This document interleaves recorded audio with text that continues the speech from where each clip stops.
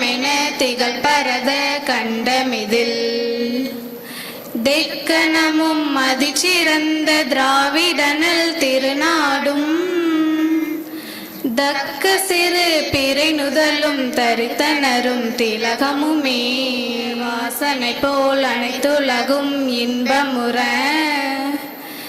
எத்திசையும் புகழ் மணக்க இருந்த பெரும் தமிழனங்கே தமிழனங்கே உன் சீரிழமை திறம் வியந்து செயல் மறந்து வாழ்த்துதுமே வாழ்த்துதுமே வாழ்த்துதுமே.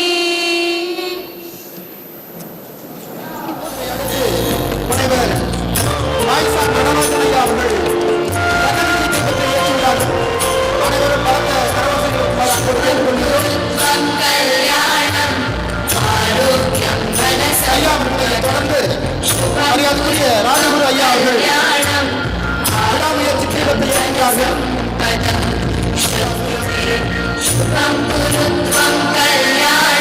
ஐயா அவர்கள் தொடர்ந்து நம்முடைய நிறுவன செயலர் அவர்களும் இணைச் செயலர் அவர்களும் லட்சிய தீபத்தை ஏற்றுகிறார்கள்.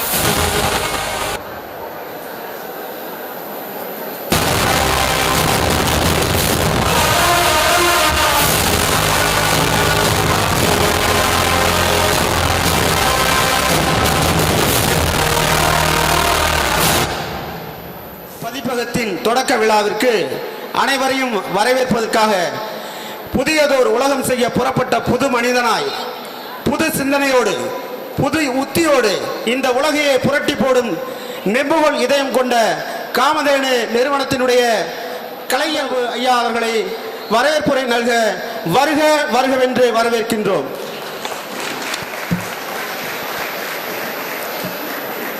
அனைவருக்கும் 25 புத்தாண்டு வாழ்த்துக்கள் மற்றும் இனிய காலை வணக்கம். இந்த இனிய காலை வேளையிலே காமதேனு கல்வி மற்றும் சேவை அறக்கட்டளையின் ஒரு அங்கமாக உதிக்கும் காமதேனு பதிப்பக தொடக்க விழாவிற்கு முன்னிலையேற்க வருகை புரிந்துள்ள ஓய்வறியா உழைப்பாளி கொடுத்து சிறந்த கைகள் உடைய எங்கள் வாழும் முன்னுதாரணம் காமதேனு கல்வி நிறுவனங்களின் நிறுவனர் தலைவர் பேரன்பிற்கும் பெருமதிப்பிற்கும் போற்றுதலுக்கும் உரிய உயர்திரு பெருமாள் சாமி ஐயா அவர்களை வருக வருக என இரு கரம் கூப்பி வரவேற்பதில் பெருமகிழ்வு அடைகின்றேன். மாணவர்களுக்கு ஒரு வேண்டுகோள், நமது கல்லூரியின் சிறப்பினையும் மாண்பினையும் பெருமையும் காக்குமாறு அமைதி காத்து இந்த விழா முடியும் வரை இருக்க வேண்டுகிறேன். மாணவர்கள் பேச வேண்டாம். Observe silence. அடுத்து ஆசிரியர்கள் அனைவரும் ஆராதிக்கும் ஒரு அற்புத எழுத்தாளர், தமிழ்நாடு மட்டுமல்ல இந்தியா முழுவதும் உள்ள ஆசிரியர்கள் மத்தியில் பிரபலமான ஒரு எழுத்தாளர் மற்றும் கல்வியாளர், நம் பெருமைமிகு காமதேனு பதிப்பகத்தை தொடக்கி வைக்க நமது அழைப்பினை ஏற்றுக்கொண்டு ஏறத்தாழ 400 கிலோமீட்டர் மகிழுந்திலே பயணம் செய்து வருகை புரிந்திருக்கும் நமது முதன்மை விருந்தினர் மதிப்பிற்குரிய ஆயிஷா முனைவர் ஈரா நடராசன் அவர்களை உங்கள் பலத்த கரவொலிகளோடு இரு கரம் கூப்பி வரவேற்கிறேன். அன்பு மாணவர்களே, ஆயிஷா ஈரா நடராஜன் ஐயா அவர்கள் பேசும் ஒவ்வொரு வார்த்தையும் உங்களுக்கு புதிய அறிவாகும். ஐயா அவர்களின் பேச்சினை கேட்கவிருக்கும் நீங்கள் அதிர்ஷ்டசாலிகள். ஐயா அவர்கள் இயற்பியல், கல்வியியல், உளவியல், ஆங்கில இலக்கியம் ஆகியவற்றில் முதுகலை பட்டம் பெற்றவர். கல்வியலில் தன்னுடைய முனைவர் பட்டம் பெற்றவர். பள்ளி முதல்வராக பணியாற்றி வருபவர். ஐயா அவர்கள் வாங்கிய விருதுகளில் குறிப்பிடத்தக்கவைகள்: தமிழ் வளர்ச்சித்துறை விருது, தமிழ்நாடு முற்போக்கு எழுத்தாளர் சங்கம் வழங்கிய விருது, இலக்கிய சிந்தனை விருது, லில்லி தெய்வ சிகாமணி விருது, தமிழக அரசின் நல்லாசிரியருக்கான டாக்டர் ராதாகிருஷ்ணன் விருது, சாகித்ய அகாடமி விருது ஆகியன குறிப்பிடத்தக்கவைகள். கவிதைகள், கதைகள் மற்றும் நாவல்கள் என 100க்கும் மேற்பட்ட இவரது படைப்புகள் தமிழ் மற்றும் ஆங்கிலத்தில் புத்தகங்களாக வெளிவந்துள்ளன. இவற்றில் குறிப்பிடத்தகுந்த ஒன்று 1996ஆம் ஆண்டு வெளியான ஆயிஷா என்ற குறு நாவல். கல்வி முறையால் மாணவர்களுக்கு ஏற்படும் அழுத்தங்களையும் கல்வி முறையின் அவலங்களையும் அவற்றின் போதாமைகளையும் சுட்டிக்காட்டிய இந்நாவல் 1,00,000 பிரதிகளுக்கு மேல் விற்பனையானது. 21 மொழிகளில் மொழிபெயர்க்கப்பட்டது. குறும்படம், படக்கதை, நாடகம் என்று பல தளங்களில் வெளியானது. தமிழக அரசு அனைவருக்கும் கல்வி திட்டத்தின் கீழ் பள்ளி ஆசிரியர்களுக்கான பயிற்சி வகுப்புகளுக்கு இந்நூலை கட்டாய பாடமாக்கியது. பல கல்லூரிகளிலும் பல்கலைக்கழகங்களிலும் ஆயிஷா பாடமாக வைக்கப்பட்டது. இப்படைப்பின் மூலம் நம் முதன்மை விருந்தினர் முனைவர் ஈரா நடராசன் ஆயிஷா நடராசன் ஆனார். இவரது படைப்புகளில் சில ஆங்கிலம், பிரெஞ்சு, ஸ்பானிஷ், ஹிந்தி, தெலுங்கு, கொங்கணி, மலையாளம் போன்ற மொழிகளில் மொழிபெயர்க்கப்பட்டுள்ளன. இவரது நூல்களை மாணவர்கள் எம்ஃபில் மற்றும் பிஹெச்டி படிப்பிற்காக ஆய்வு செய்து வருகின்றனர். இத்தகைய சிறப்பு வாய்ந்த எழுத்தாளர் மற்றும் கல்வியாளர் நமது காமதேனு பதிப்பக தொடக்க விழாவிற்கு இசைந்து வருகை புரிந்ததற்கு நன்றி தெரிவித்துக் கொள்கின்றேன். மீண்டும் ஒருமுறை வரவேற்பதில் பெருமகிழ்ச்சி அடைகிறேன். அடுத்து, நான் இங்கே நிற்க காரணமானவர் என்னுடைய பேராசிரியர், என்னுடைய முனைவர் பட்டத்திற்கான வழிகாட்டி. நாங்கள் அனைவரும் விழுமியத்தின் மறு உருவமாக இன்று வரை நாங்கள் ஆராதிக்கும் ஒரு பேராசிரியர். நாங்கள் எல்லோரும் அன்போடு அண்ணா என்று அழைக்கும் முனைவர் சி. ராஜகுரு அண்ணா அவர்கள்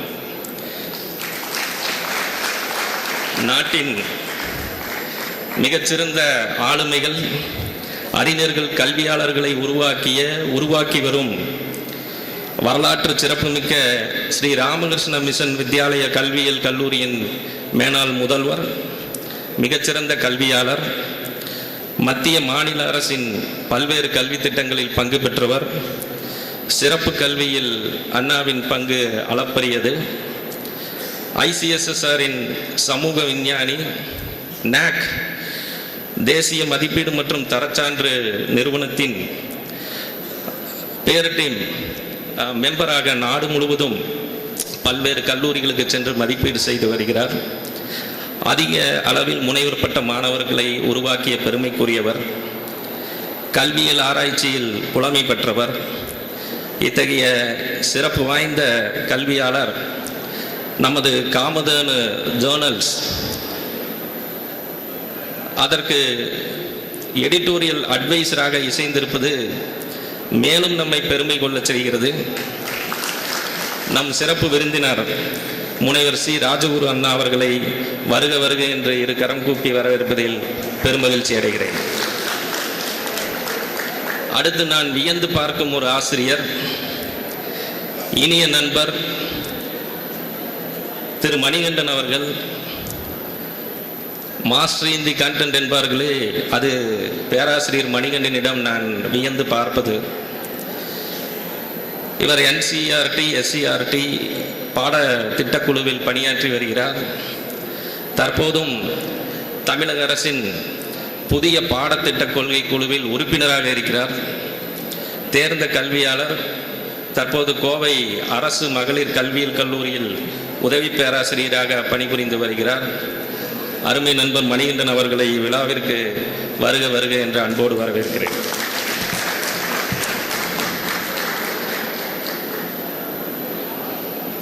அடுத்து நமது தூக்கநாயக்கன்பாளையம் அரசு மேல்நிலைப் பள்ளியில் தமிழாசிரியராக பணியாற்றி வரும் மற்றும் சாந்தோம் உலக தமிழ் ஆராய்ச்சி நிறுவனத்தின் தலைவர், இவ்விழாவிற்கு மேலும் சிறப்பு சேர்க்க வருகை புரிந்துள்ள தமிழாசிரியர் திரு கோ கரிவரதராஜன் அவர்களை அன்புடன் வரவேற்கிறேன். எங்களை சீரிய பாதையில் வழிநடத்தி செல்லும், எங்கள் முன்னேற்றத்தில் அக்கறையோடு இருக்கும் மற்றும் தொலைநோக்கு பார்வை கொண்ட எங்கள் பெருமதிப்புக்குரிய காமதேனு கல்வி நிறுவனங்களின் செயலாளர் திருமதி அருந்ததி அவர்களை வருக வருக என்று அன்போடு வரவேற்கிறேன். திட்டமிடுதலில் நாங்கள் வியந்து பார்க்கும் ஒரு ஆளுமை, சிறந்த பேராசிரியர், எல்லா செயல்களுக்கும் கனிவோடு எங்களுக்கு ஆலோசனை வழங்கும் எங்கள் பெருமதிப்பிற்குரிய காமதேனு கல்வி நிறுவனங்களின் இணை செயலாளர் முனைவர் மலர் செல்வி அவர்களை வருக வருக என்று வரவேற்கிறேன். கல்வி நிறுவனங்களின் அனைத்து செயல்பாடுகளிலும் ஒத்துழைப்பு நல்கி எங்கள் கல்வி நிறுவனங்களின் புல முதன்மையர் முனைவர் நிர்மலா அவர்களையும், காமதேனு கலை அறிவியல் கல்லூரியின் முதல்வர் முனைவர் குருமூர்த்தி அவர்களையும், அனைத்து துறை தலைவர்கள், கலை அறிவியல் கல்லூரி இருபால் பேராசிரியர்கள், மாணவர்கள் என அனைவரையும் அன்போடு வரவேற்கிறேன். எங்கள் காமதேனு கல்வியியல் கல்லூரியின் இருபால் பேராசிரியர்கள் மற்றும் மாணவ ஆசிரியர்கள் அனைவரையும் அன்போடு வரவேற்கின்றேன். நன்றியரை கூறவிருக்கும் திரு வடிவேல் நூலகர், காமதேனு கல்வியியல் கல்லூரி அவர்களை அன்புடன் வரவேற்கிறேன். இவ்விழாவிற்கு எமது அழைப்பினை ஏற்று வருகை புரிந்துள்ள பல்வேறு பள்ளிகள் மற்றும் கல்லூரிகளின் ஆசிரியர்கள் மற்றும் மாணவர்கள் அனைவரையும் அன்போடு வரவேற்கிறேன். நன்றி. அடுத்ததாக சிறப்பு விருந்தினருக்கு சிறப்பு செய்யும்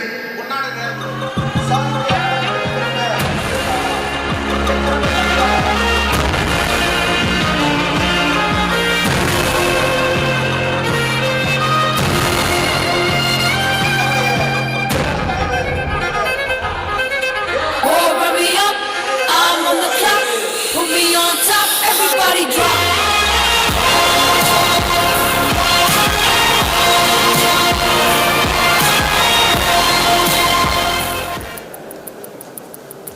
நம்முடைய நிறுவன தலைவர் அவர்கள் தன்னுடைய திருக்கரத்தால் ராமகிருஷ்ணா மிஷன் வித்யாலயா கல்வியியல் கல்லூரியினுடைய மேலாளர் முதல்வர் அவர்களுக்கு பொன்னாடை போட்டு நினைவு பரிசினை வழங்குகிறார்.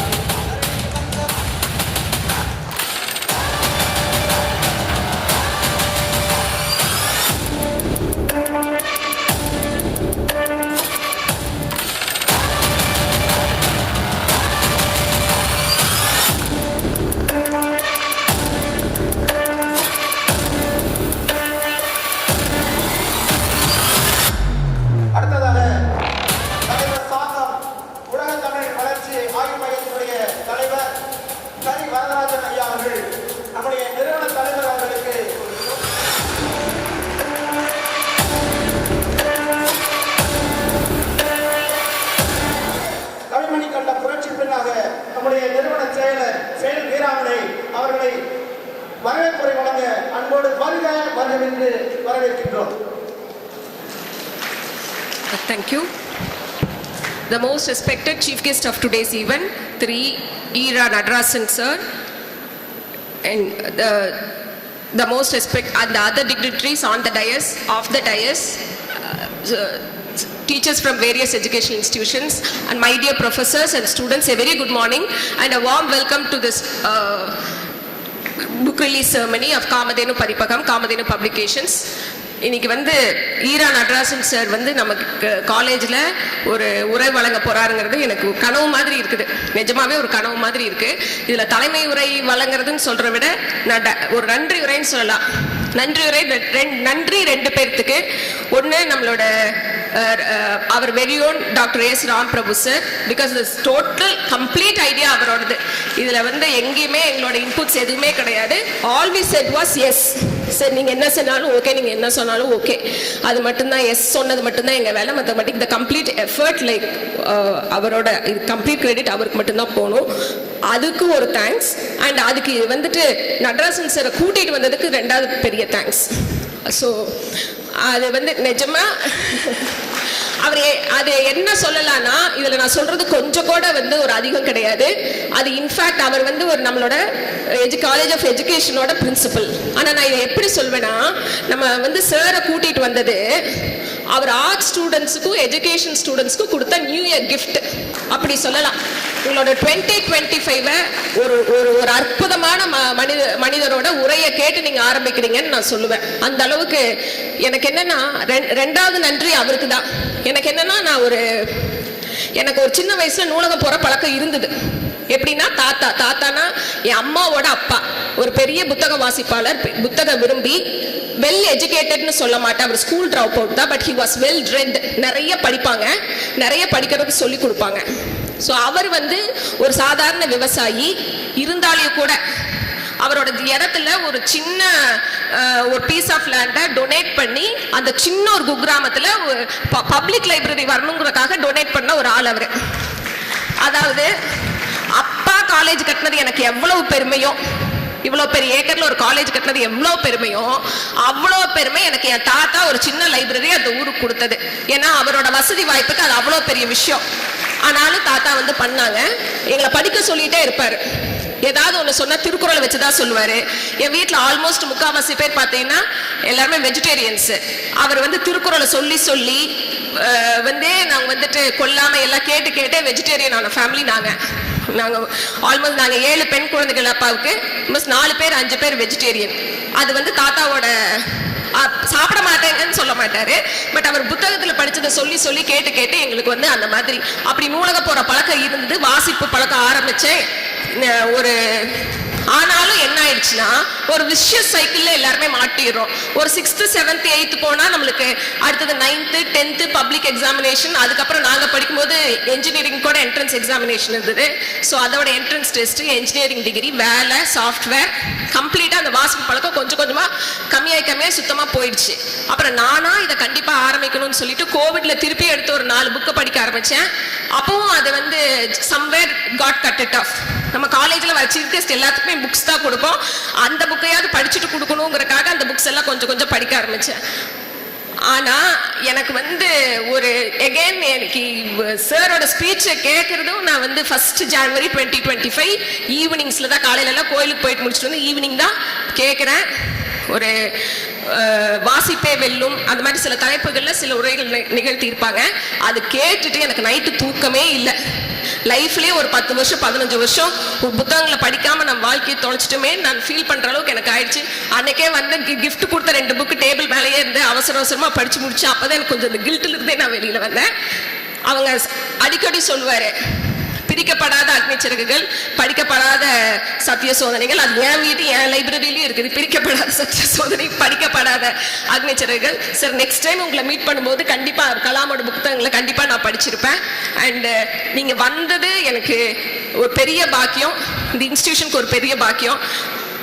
சார் வந்திருக்கிறது வந்து ஒரு கடவுளோட பிளெஸிங்னு கூட சொல்ல மாட்டேன். எங்கேயோ ஒரு நான் நல்ல மாணவியா இருந்திருக்கிறேன். அதனால வந்து என்னோட ஆசிரியர்களோட பிளெஸிங்ஸா இருக்குமோன்னு கூட நான் இப்போ யோசிக்கிறேன். அண்ட் ஸ்டூடெண்ட்ஸுக்கும் அதே மாதிரி தான். ஆர்ட் ஸ்டூடெண்ட்ஸ்க்கு we declared holiday, but still we thought நான் 40 வயசுல ஃபீல் பண்ண மாதிரி நீங்க 40 வயசுல ஃபீல் பண்ணிடக்கூடாது. இவரோட ஒரே நீங்க உங்களோட 20, 18, 19 நீங்க கண்டிப்பா கேட்கணும். அதுக்காகவே வந்து வி தாட் லைக் ஆர்ட் ஸ்டூடெண்ட்ஸை கூப்பிடணும் அப்படிங்கிறது எங்களோட லாஸ்ட் மினிட் டெசிஷன். அதுல ஏதாவது உங்களுக்கு வந்து ஒரு ப்ரீ பிளான்ட் ஆக்டிவிட்டி இருந்து நீங்க கட் பண்ணிட்டு வந்திருந்தீங்கன்னா கூட it's worth it. And keep listening, keep reading. Thank you so much.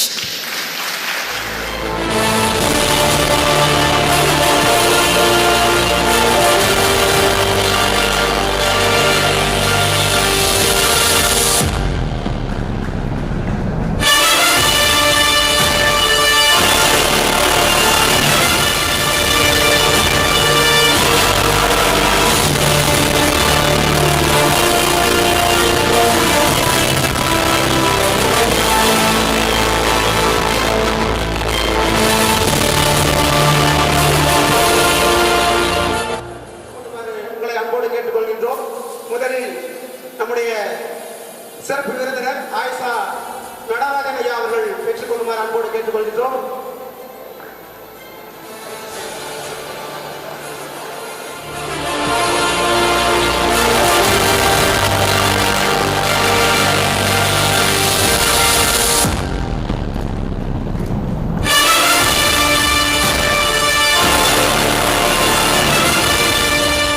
அடிச்சுவிட இல்லாமல் போயிருக்கும் பதிப்புத்துறையின் சிறப்புகளை எடுத்து கூறி இன்றைய விழாவில் சிறப்பு விருந்தினராக கலந்து கொண்டு சிறப்புரை வழங்க வருகிறார் முனைவர் ச. ராஜகுரு ஐயா அவர்கள். மேனாள் முதல்வர் ராமகிருஷ்ணா மிஷன் வித்யாலயா கல்வியினுடைய மேனாள் முதல்வர் அவர்களை சிறப்புரை வழங்க வருக வருகவென்று உங்களுடைய பணத்தை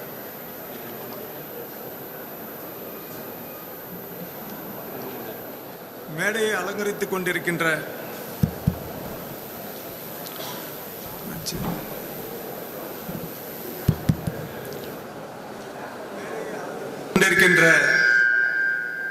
சான்றோர் பெருமக்களே, குறிப்பாக இந்த விழாவினுடைய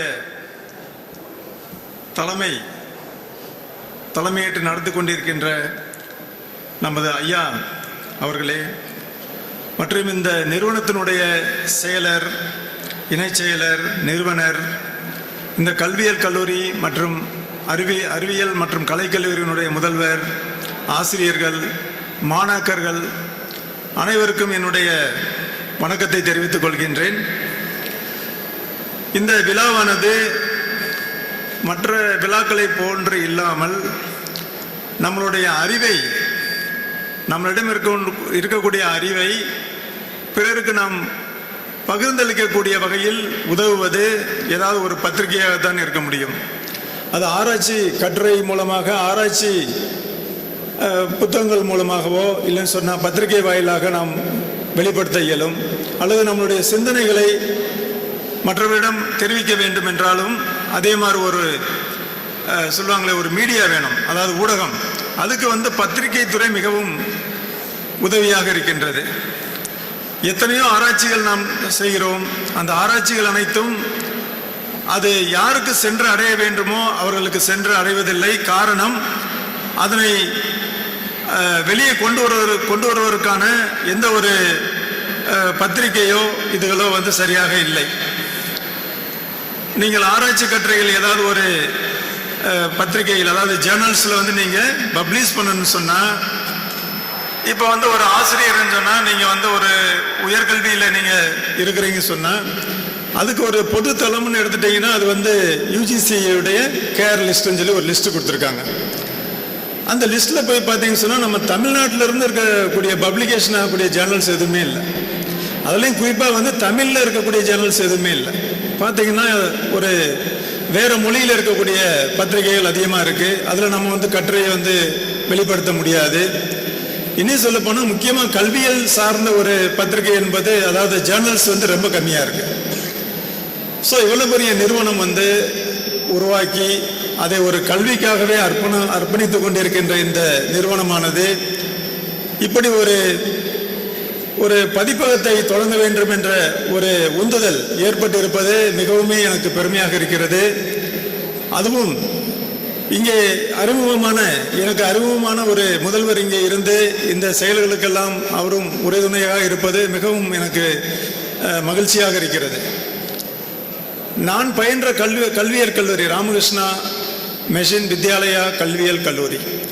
அந்த கல்லூரியில் ஒரு கல்வி சார்ந்த ஒரு ஜேர்னல் கிட்டத்தட்ட ஒரு 70 வருஷத்துக்கு முன்னாடியே அது தொடங்கியாச்சு. 70 இயர்ஸ், 70 வருஷத்துக்கு முன்னாடி தொடங்கினது. இப்போ சமீபத்தில் ஒரு வெஸ்ட் பெங்காலில் ஒரு இதுக்காக போயிருந்தேன். அப்போ ஒரு முன்னாள் வைஸ் சான்சலர், துணைவேந்தர் வெஸ்ட் பெங்காலில் இருக்க துணைவேந்தர் சாந்தி நிகேதன் அந்த பல்கலைக்கழகத்தினுடைய பேராசிரியர் இருந்தவர் துணைவேந்தர் பதவியை முடிச்சுட்டு அங்கே மறுபடியும் ஜாயின் பண்ணியிருக்கார். அவர் நான் என்னுடைய செமினாருக்கு வந்திருக்காரு, ஒரு இடம் செமினாருக்கு வந்திருக்கிறாரு. என்னுடைய மாணவன் அந்த ஒரு நிகழ்ச்சியில் கலந்துட்டு இருக்கும்போது எங்கிருந்து வர்றேன்னு சொல்லும்போது என்னுடைய பெயரை சொல்லும்போது அவர் ராமகிருஷ்ணா மிஷன் வித்யாலயத்தில் இருக்கிறாரு. அவர்கிட்ட நான் பேசணும்னு சொல்லி ஃபோன் எடுத்து முதல்ல அவர் கேட்குற விஷயம் என்னன்னு கேட்டிங்கன்னா, உங்களுடைய செமினாருக்கு இன்டர்நேஷ்னல் கான்ஃபரன்ஸ் வந்தேன் sir. I was the farmer vice chancellor. இப்போ இந்த ஜேர்னல்லாம் நடத்திட்டு இருக்கீங்களா? அந்த ஜேர்னலில் நான் பப்ளிகேஷன் பண்ணியிருக்கேன்னு சொல்கிறார். ஏன்னா ஒரு ஜேர்னல் அப்படிங்கிறது இங்கே இருக்கக்கூடிய நம்ம ஒரு கல்வியல் கல்லூரியை வந்து எங்கேயோ வந்து பிரதிபலிக்கிறது. ஒன்லி பிகாஸ் நம்மளுடைய ஆராய்ச்சிகளை வந்து மற்றவங்களுக்கு நம்ம தெரியப்படுத்தும் போது தான் அதனுடைய பெயர் வெளியே வருகிறது. ஸோ அந்த வகையில் வந்து நான் எங்கே போனாலும் முக்கியமாக பாராட்டுறது என்னன்னு கேட்டிங்கன்னா, முக்கியமாக வந்து சுயநிதி கல்லூரிகள், சுயநிதி கல்வியல் கல்லூரி ஆகட்டும், இல்லை பொறியியல் கல்லூரி ஆகட்டும், அறிவியல் கல்வி, அறிவியல் மற்றும் கலை கல்வியாக இருந்தாலும் நிறைய பேர் நம்ம நினச்சிட்டு இருக்கிறோம் இது வந்து ஒரு சுயநிதி கல்லூரி, இவங்க ஏதாவது ஒரு வியாபார நோக்கத்துக்காக இவங்க நடத்துவாங்க அப்படியெல்லாம் நமக்குள்ள ஒரு எண்ணம் வருது. அது வந்து முற்றிலும் தவறானது. அவங்க ஏற்கனவே தொழிலதிபர் தான், ஏன் வந்து அந்த கல்லூரியை நடத்தணும்? அவங்களுக்கு 1008 தொழில் பண்ண தெரியும். அவங்க வந்து கல்விக்காக தன்னுடைய ஒரு பணமாக இருக்கட்டும், அவருடைய உழைப்பாக இருக்கட்டும், ஒரு சமுதாயம் வந்து முன்னேறணும்னு சொல்லிட்டு ஒரு கல்வியல் நிறுவனத்தை வந்து அவங்க நிறுவியிருக்கிறாங்க. அந்த வகையில் வந்து நம்ம பாராட்டணும். ஏன்னா அவங்களுக்கு ஒரு பெரிய பிஸ்னஸ் மேக்னெட், அவங்க வந்து எத்தனையோ பிஸ்னஸ் பண்ணிட்டு போகலாமே, இதை ஏன் நடத்தணும்? அந்த வகையில் வந்து நான் இந்த கல்வி நிறுவனத்தினுடைய செயலர் மற்றும் நிறுவனர்களை வந்து நான் மனதார பாராட்டுகிறேன். கல்விக்காக சேவை செய்யணும். அதான் அவங்க பேசும்போது சொன்னாங்க, எந்த அளவுக்கு வந்து ஒரு புத்தகம் வாசித்ததில் அவங்களுடைய தாத்தா காலத்திலிருந்து அதோட ஈடுபாடு இருந்திருக்கு அப்படிங்கிறதுலாம் ரொம்ப பெருமையாக, ரொம்ப பூரிப்பாக இருக்கிறது. இந்த காமதேனு பதிப்பகம் தொடங்கி இதில் அதிகமான ஒரு ஆராய்ச்சி கட்டுரைகள், மொழி கட்டுரைகள், சிந்தனை கட்டுரைகள், இதெல்லாம் நிறைய புக்கு, இதெல்லாம் புத்தகங்கள் எல்லாம் வந்து வெளியிடணும். இது நல்ல ஒரு தொடக்கம். இந்த தொடக்கம் என்று மிகவும் வெற்றிகரமாக அமைய வேண்டும் என்று நான் மனதார வாழ்த்துகிறேன். நிச்சயமாக இந்த கல்வி நிறுவனமானது இந்த பதிப்பகத்தை ஒரு பெரிய அளவில் வந்து அவங்க வந்து ஒரு சாதனை செய்வார் என்று நான் திடமாக நம்புகிறேன். அப்புறம் அவங்க சொல்லும்போது சொன்னாங்க, செயலர் அவங்க சொல்லும்போது சொன்னாங்க, உண்மையிலே நாம் எல்லாம் ஒரு பாக்கியவான்கள் தான். இப்போ நானே வந்து ஒரு சாகித்ய அகாடமி விருது பெற்ற ஒருவரை வந்து நான் நேரடியாக பார்க்குறேன்னு சொன்னால் இதுதான் ஃபர்ஸ்ட் டைம் நான் பார்க்குறேன். பேப்பரில் வந்து படிப்போம், இவங்களுக்கெல்லாம் வந்து இது கொடுத்தாங்க, புக் எழுதுனதுக்குன்னு சொல்லிட்டு. அந்த வகையில் வந்து என்னுடைய வயசு இப்போ 63 வயசில் நான் இப்போ தான் ஃபர்ஸ்ட் டைம் பார்க்குறேன் சாகித்ய அகாடமி விருது வாங்கின ஒரு சிறப்பாளரை வந்து எனக்கு பார்க்குறதுக்கு ஒரு வாய்ப்பு வந்து இதன் மூலமாக ஏற்பட்டிருக்குது. பட் நீங்கள்லாம் பாக்கியசாலி, இந்த வயசில் நீங்கள் பார்த்துட்டீங்க. எவ்வளோ ஒரு இன்ஸ்பிரேஷன் உங்களுக்கு கிடைக்கும். ஏன்னா சொல்லுவாங்க, அதாவது வந்து ஒரு 1000 வார்த்தைகள் நம்ம பேசுகிறத விட ஏதாவது ஒரு பொருள், அதாவது டீச்சிங் எய்டை நீங்கள் காட்டிட்டீங்கன்னா போதும். ஒரு 1000 வார்த்தைகள் நம்ம விளக்க வேண்டிய அவசியமே இல்லை, இல்லைங்களா? இப்போ வந்து ஏதோ ஒரு இதை பற்றி நீங்கள் மைக்கை பற்றி நான் கிளாஸ் எடுக்கணும். மைக்குன்னா அந்த மாதிரி நீளமாக இருக்கும், நம்ம பேசினா வந்து சவுண்டு வந்து பெருசாக. இந்த 1000 வார்த்தைகளை பேசுறதை விட ஒரு மைக்கை காட்டி அது பேசிட்டா போதும், இல்லையா? அதே மாதிரி ஐயா அவர்களை நீங்கள் நேரடியாக சந்தித்து நீங்கள் பார்க்கும்போது அந்த இன்ஸ்பிரேஷன், அவரை பார்க்கக்கூடிய ஏற்படக்கூடிய இந்த இன்ஸ்பிரேஷன் நிச்சயமாக வந்து உங்களுக்கு வந்து ஒரு பெரிய தாக்கத்தை ஏற்படுத்தும். இன்னும் நீங்கள் வரக்கூடிய காலங்கள், உங்களுடைய கல்வியெல்லாம் முடித்து நீங்கள் வந்து இந்த ஒரு வாய்ப்பு எல்லாம் பெறும்போது நிறைய உங்களுடைய சிந்தனைகள், நீங்கள் எந்த புக்கெல்லாம் படிக்கிறீங்களோ அதையெல்லாம் ஒரு பாமர மக்கள் புரிஞ்சிக்கிற மாதிரி எளிமையில் கொண்டு வரணும். நிறைய நாலேஜ் இருக்குது. Because knowledge is everywhere. Within fraction of second நாலேஜுக்கு ஒரு எண்டே கிடையாது. இப்போ ஃபஸ்ட்டு வந்து மைக்ராஸ்கோப் கண்டுபிடிச்சாங்க, அப்புறம் எலக்ட்ரானிக் மைக்ராஸ்கோப்னாங்க, அதுக்கப்புறம் மறுபடியும் டீப்பாக போயிட்டே இருக்கிறோம். இப்போ உலகத்தில் வந்து இந்த இதில் வந்து அண்டத்தில் வந்து ஒரே ஒரு சூரியன் தான் இருக்குன்னு சொல்லிட்டு நாம் நினச்சிட்டு இருந்தோம். ஒரு சூரியன் தான் இருக்குன்னு யார் சொல்ல முடியும்? நம்ம ஒரு சூரியனை பார்க்கறதுக்கு தான் இப்போதைக்கு கருவி இருக்குது, ஆராய்ச்சி பண்ணுறதுக்கு இருக்குது. அதை தாண்டியும் இருக்கலாம். அப்போ வந்து knowledge is everywhere, there is no end for knowledge, போயிட்டே இருக்கும். அப்போ அந்த மாதிரி இந்த நாலேஜ் எல்லாம் நம்மளுடைய சந்ததியர்களுக்கு, நம்மளுடைய ஃபாலோவர்ஸுக்கு வந்து நம்ம வந்து செய்தியாக கொண்டு போய் சேர்க்கணும்னு சொன்னால் ஒன்லி நம்மளுடைய படைப்புகள் தான். அது வந்து புத்தகமாக இருக்கலாம். இன்னைக்கு வந்து புத்தகம் வந்து இந்த மாதிரி பேப்பரில் இருக்குது, அதுவே வந்து கண்டென்ட்டாக இருக்கலாம், இல்லை ஏதாவது ஒரு சித்திர வடிவில் இருக்கலாம், அல்லது வந்து ஒரு வீடியோவில் இருக்கலாம். அதெல்லாம் நம்ம வந்து ஒரு படைப்பாளியாக மாறுவதற்கு இந்த ஒரு நிகழ்ச்சியானது உறுதுணையாக இருக்கும். இந்த முக்கியமாக வந்து இந்த காமதேனு பதிப்பகம் தொடங்குனதே ரொம்ப சிறப்பாக இருக்குது. தொடங்கின உடனே ஒரு நூல் வெளியீடு வந்தாச்சு. இது ஒரு it's a very good sign for success. நிச்சயமாக இந்த பதிப்பகம் நல்லா வரணும். இதில் மேலும் ஆலோசனைகள்லாம் ஐயாவிட்ட, நடராஜன் ஐயாவிட்ட அவங்க கேட்டு இந்த சிறப்பாக இந்த பதிப்பகத்தை எப்படி கொண்டு போகலாம், அதெல்லாம் அவங்க தான் அதில் வல்லுநராக இருக்கிறாங்க. கேட்டு மேன்மேலும் இதை கொண்டு போகணும் என்று நான் கேட்டுக்கொள்கிறேன். முக்கியமாக ஒரு ஆசிரியர்னு சொன்னால், என்னுடைய அனுபவத்தில் 2 வகையான ஆசிரியர் இருப்பாங்க. அதாவது cannot teacher, do not teacher. Cannot டீச்சர்னா அவருக்கு நாலேஜ் அவ்வளோக்கா பத்தாது, இன்னும் கொஞ்சம் அவர் எக்யூப் பண்ணால் நல்லா கிளாஸ் எடுப்பார், நல்லா அவருடைய ப்ரொஃபஷனல் டெவலப்மெண்ட் இருக்கும். அவங்க கேனாட், அவரால் இயலலை, அவரை இயல வைக்கலாம், ட்ரைனிங் கொடுக்கலாம், இன்சர்வீஸ் கொடுக்கலாம், அவருக்கு என்னெல்லாம் கருவிகள் கொடுக்கலாமோ கொடுக்கலாம். டூ நாட் அப்படின்னா எனக்கு எல்லாமே தெரியும், நான் எதுவுமே செய்ய மாட்டேன். இப்போ அது மாதிரி என்ன அனுபவம் இருக்குது. நிறைய அந்த டயட் ப்ரோக்ராம்லாம் போவேன். சில பேர் பார்த்தீங்கன்னா, சார் அது ஏற்கனவே எங்களுக்கு தெரியும் சார், தெரிஞ்சு என்ன செய்ய, அதை இம்ப்ளிமெண்ட் பண்ணணும்ல, they are the do not. இப்போ நிறைய பேர் பார்த்தீங்கன்னு சொன்னால் கேனாட்டை விட டூ நாட் நிறையா இருக்காங்க. அப்போ என்ன செய்யணும்னா ஆட்டிடியூட் சேஞ்சஸ் கொண்டு வரணும். அந்த ஆட்டிடியூட் எப்படி சேஞ்ச் ஆகும்னு சொன்னால், இந்த மாதிரி ஒரு பெரிய வல்லுநர்களை நம் நேரால் சந்திக்கும் போது தான் கிடைக்கும். ஓகே, ஸோ எனக்கு வாய்ப்பளித்த இந்த மிக பிரம்மாண்டமான கல்வி நிறுவனத்தினுடைய தலைவர், செயலர், இணை செயலர் அவர்களுக்கும், மேலும் இந்த கல்லூரிகளுடைய முதல்வர் அவர்களுக்கும் என்னுடைய நன்றியை மனமாற தெரிவித்துக் கொள்கிறேன். இந்த காமதேனு பதிப்பகம் பெரிய வெற்றி அடைய என்னுடைய வாழ்த்துக்கள். நன்றி. என் முன்னே அமர்ந்திருக்கக்கூடிய மாணவர்கள், மேலே ஒரு 8 சான்றோர்கள் கூடி என்ன செய்து கொண்டிருக்கிறார்கள் என்று வெகு சிலர் குழப்ப பார்வையோடு பார்ப்பது எனக்கு தெரிகிறது. அதற்கான காரணத்தை குறைவான நேரத்தில் நான் இங்கு விளக்க கடமைப்பட்டுள்ளேன். முதலாவதாக என்னுடைய வணக்கத்தை இக்கல்லூரியினுடைய தாளாளர் பெருமாள் சாமி அவர்களுக்கு என்னுடைய வணக்கத்தை நான் இங்கே தெரிவித்துக் கொள்கிறேன். அடுத்ததாக அருந்ததி மேடம், மலர்விழி மேடம், கல்லூரியில் இருந்து கொண்டு நீங்கள் அவர்களை தாளாளர், இணை தாளாளர் இந்த மாதிரி ஏதாவது பதவிகளை வைத்து அழைத்து கொண்டிருந்திருப்பீர்கள். ஆனால் இன்று முதல் அவர்கள் கல்வியாளர்கள் என்று எங்களால் போற்றப்படுவார்கள். ஏனென்றால் எல்லோரும் கல்வியாளர்கள் என்று சொல்லிக் கொள்கிறோம். எதற்காக நான் இந்த வார்த்தையை மென்ஷன் பண்ணுறேன்னா, ராம் சார் இப்படி ஒரு பப்ளிகேஷன் ஸ்டார்ட் பண்ண வேணும், என்ன பண்ணலான்ட்டு நானும் அவரும் ஏதோ லவர்ஸ் மாதிரி தினமும் 1/2 மணி நேரம் பேசிக்கிடுவோம். இது ஆரம்பித்ததுலேருந்து இன்னைக்கு வரைக்கும், நேற்றுக்கு நைட்டு 1 மணி நேரம், 10 மணிக்கு ஆரம்பித்து 11:10க்கு தான் வச்சோம்.